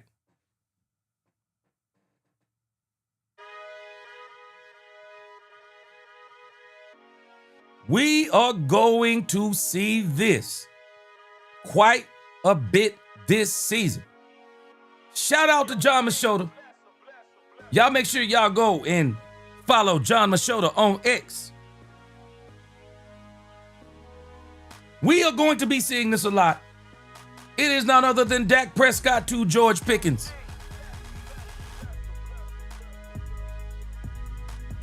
There it is. And I'm thinking that said George Pickens, but that may It says number 8, though. Wait, is that said number 3 or number 8? Nevertheless, this is a great play by Dak Prescott. Boom. Let's get to the next clip. Next clip. Dak Prescott, George Pickens, once again. Here we go. Look at this. Bam. The Cowboys will not only be using George Pickens for go routes. This dude gonna be doing it all. Comebacks, digs, go routes. Love it. Love it. Next play. Let's go to George Pickens again. Different angle. Check it out. And maybe this is actually a different play. Let's see. Oh, watch this. There it is. Start, stop, bam, inside. Different angle. Looks even better. Looks even better. Let me tell you, Kyrie Lamb ain't no slouch. I just don't think there's going to be any matches for CeeDee Lamb and George Pickens together. Whoa, got him. Got him. That's pretty good coverage. It just is what it is. Man, let me tell y'all. I'm not going to show you this play yet. The play of the day, I'm going to save it for last, but it is Dak Prescott to George Pickens. When I show y'all that play, you're going to lose your breath. Next play, Dak Prescott to the best wide receiver in the league, CeeDee Lamb. That's the same play from earlier. Okay, I thought that was CD. That was from John Machota, but that is Dak to CD. Let's get this next play again. Dak to CeeDee Lamb. CeeDee Lamb with the celebration. Check him out. Boom. CeeDee Lamb with some kind of new celebration. I guess he said, let me cook. All right, let's go. Next play, the best seam thrower in the league, Dak Prescott. Those are the Jake Ferguson. Ferg can't hold on. Nice throw, though.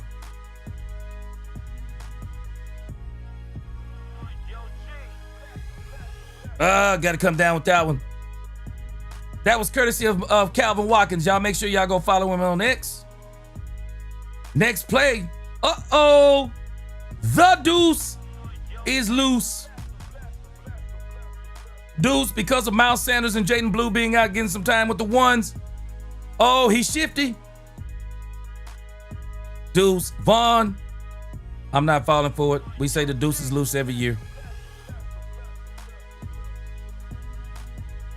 Nice run, though. Nice run. That was courtesy of Nick Harris. Y'all make sure y'all go follow Nick Harris. And here we go again. They're never going to let us live it down. Every time Joe Milton makes one of these throws, they lose their minds. Courtesy of John Machota. Nice throw. Nice throw. But we're playing against our own.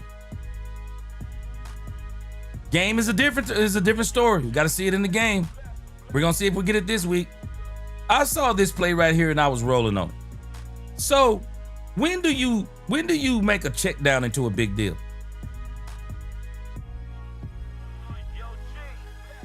All right, I missed that one. Looks like I hit the wrong link. Nevertheless, let's keep it moving. Next up, Kenneth Murray Jr. They said a great field from Kenneth Murray Jr. All right, y'all gonna have to try to see this because I couldn't see. I'm trying to make it out. I'm thinking that's him going left to right. Yep, that was Kenneth Murray. All right, I see it. Kenneth Murray right here on your screen.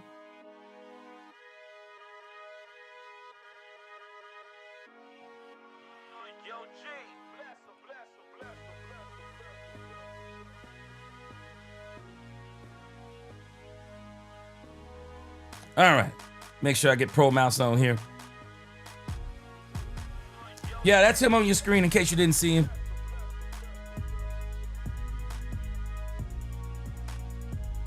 Okay, whatever that means.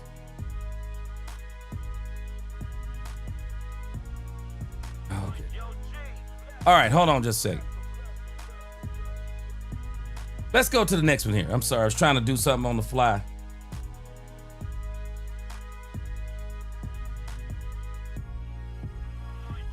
All right. Next play. Javonte Williams.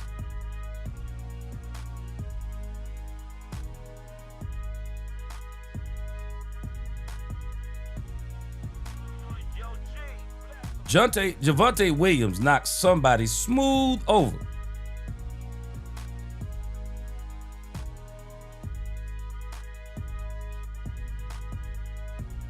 Nice little run. Like it. All right, next play. Same play, different angle. Check it out. That is, this is from Tommy Yarish. Man, but he got to hold on to the ball too. After a run like that, you got to hold on to the ball.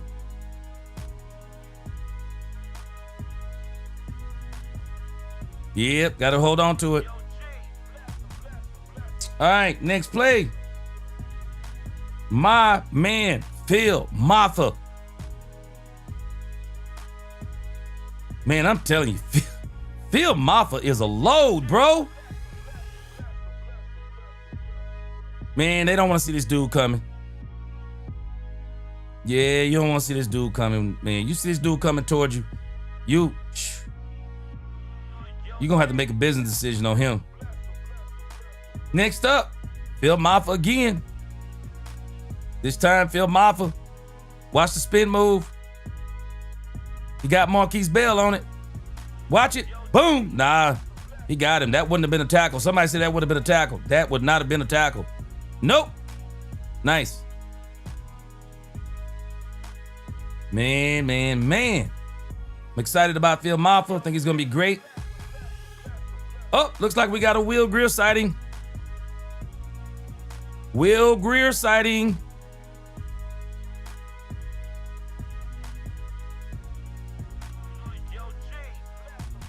Nice throw to Trayshawn Holden. Nice. Next play, courtesy of John Machota. Donovan Ezeraku. Nice. Shed that block. Nice. Yep. Got Deuce Vaughn. The deuce is not loose. Next up.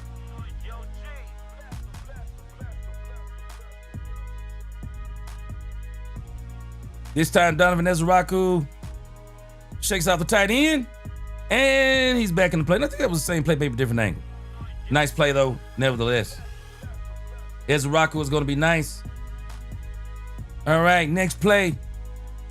Got an interception by Malik Hooker on Dak Prescott. They said this is the first one since they put on the pads. Or I guess maybe the first one of the day, however they mean it. See what happens.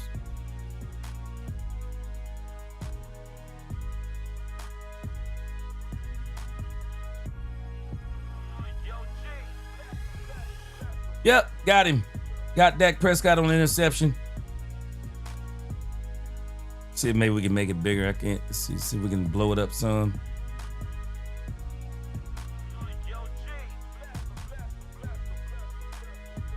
Now, the issue is too, that play was supposed to be to Tolbert. If you'll notice, Tolbert kind of gets up in here, sits on the route. And Malik Hooker is playing the kind of like center field back there. He comes up and get it. Tolbert's gonna be right in here. Boom. Yeah, I don't like that read though. I wish Dak would have came out here. Let's watch that play one more time. Seemed like the read might have been out here somewhere.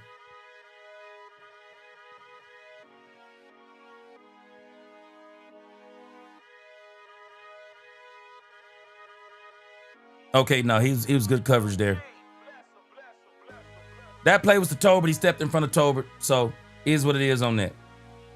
All right, then we got a defensive play here. Clark, Kenneth Murray, Donovan Ezeraku. They tried to run the in and around. They snuffed it out to CeeDee Lamb. They shut it down. Yep, they shut it down. Check it out. Yeah, he down.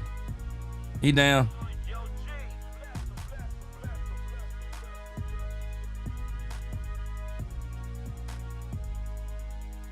Nice work right there. Next play, Dak Prescott, like they said, purposely Dak Prescott has been on the move. Dak is getting his run on. Check him out.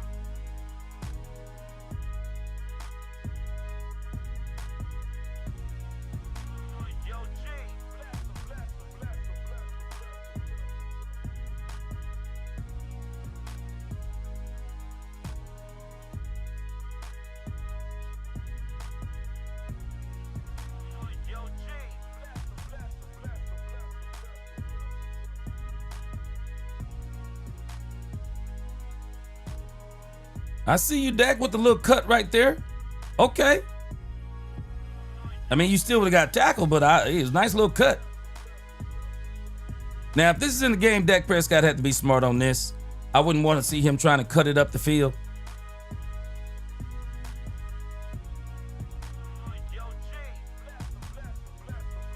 Be honest with you, I don't see a lot of times where Dak is going to have to throw the ball. I mean, going to have to run the ball because, I mean, be honest with you, Dak is probably going to have somebody running open all the time. I'll be surprised if there's not somebody running wide open for Dak Prescott all the time. You just can't hold all the firepower the Cowboys are going to put on the field. All right, next play. We got Cropper out here. Cropper going all John Madden out here with all the moves.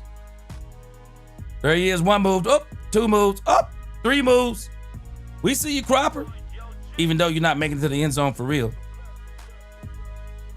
We see you with all the moves. Yes, sir. Yes, sir. Yeah, you down, of course, though, way back there. All right, then we got Kevontae Turpin. See what we're working with here. Kevontae Turpin. Dak Prescott kind of twists his body, makes a throw to Kevontae Turpin. Don't really like him having to twist his body like that. Man, those are the kinds that are kind of, man, them kind of plays can mess you up right there.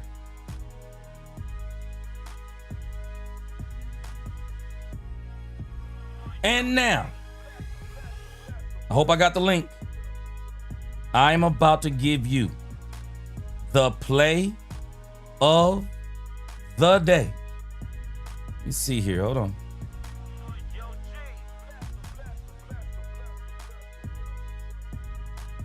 I am about to give you the play of the day. And I think we are going to see this often between George Pickens and Dak Prescott. Watch this man, George Pickens. Man, we need to call this dude Luke Skywalker. Jump ball. Whoa. Whoa. Whoa. Call this man Luke Skywalker.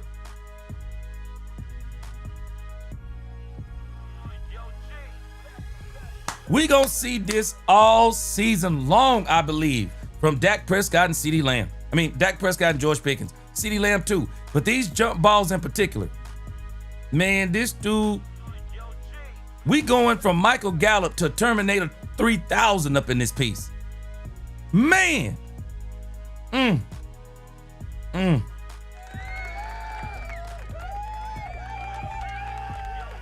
those are the plays of the day.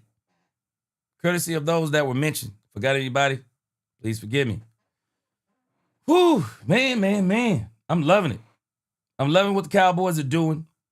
I think, again, we got to get this Micah Parsons stuff behind us so we can really start focusing on football. And I think this team is already focused. Gregory, I don't have anything on Nealon yet, but Nealon is making very good progress. Very good progress. Ron Hanna, Baltimore is going to be another problem. Unlucky said Ferg is what he said. Jerry signing Ferg is what ticked him off. Hey, Ferg took a very team-friendly deal, so they signed him. Yeah, he signed a very team-friendly deal. So that's what happens. Man, something is going on with Jaden Blue. I don't know, Bass. Something going on with him. They said it was like a bruised heel or something, and then I heard that he was out because of an ankle. Something is not right. Yeah, something's not right with Blue. So we're going to see how that develops. Yeah, I saw that, Justin Bradley, not the baby boy references. Yeah, I saw that. But again, I'm telling you, let me see here. Let's get down to the comments.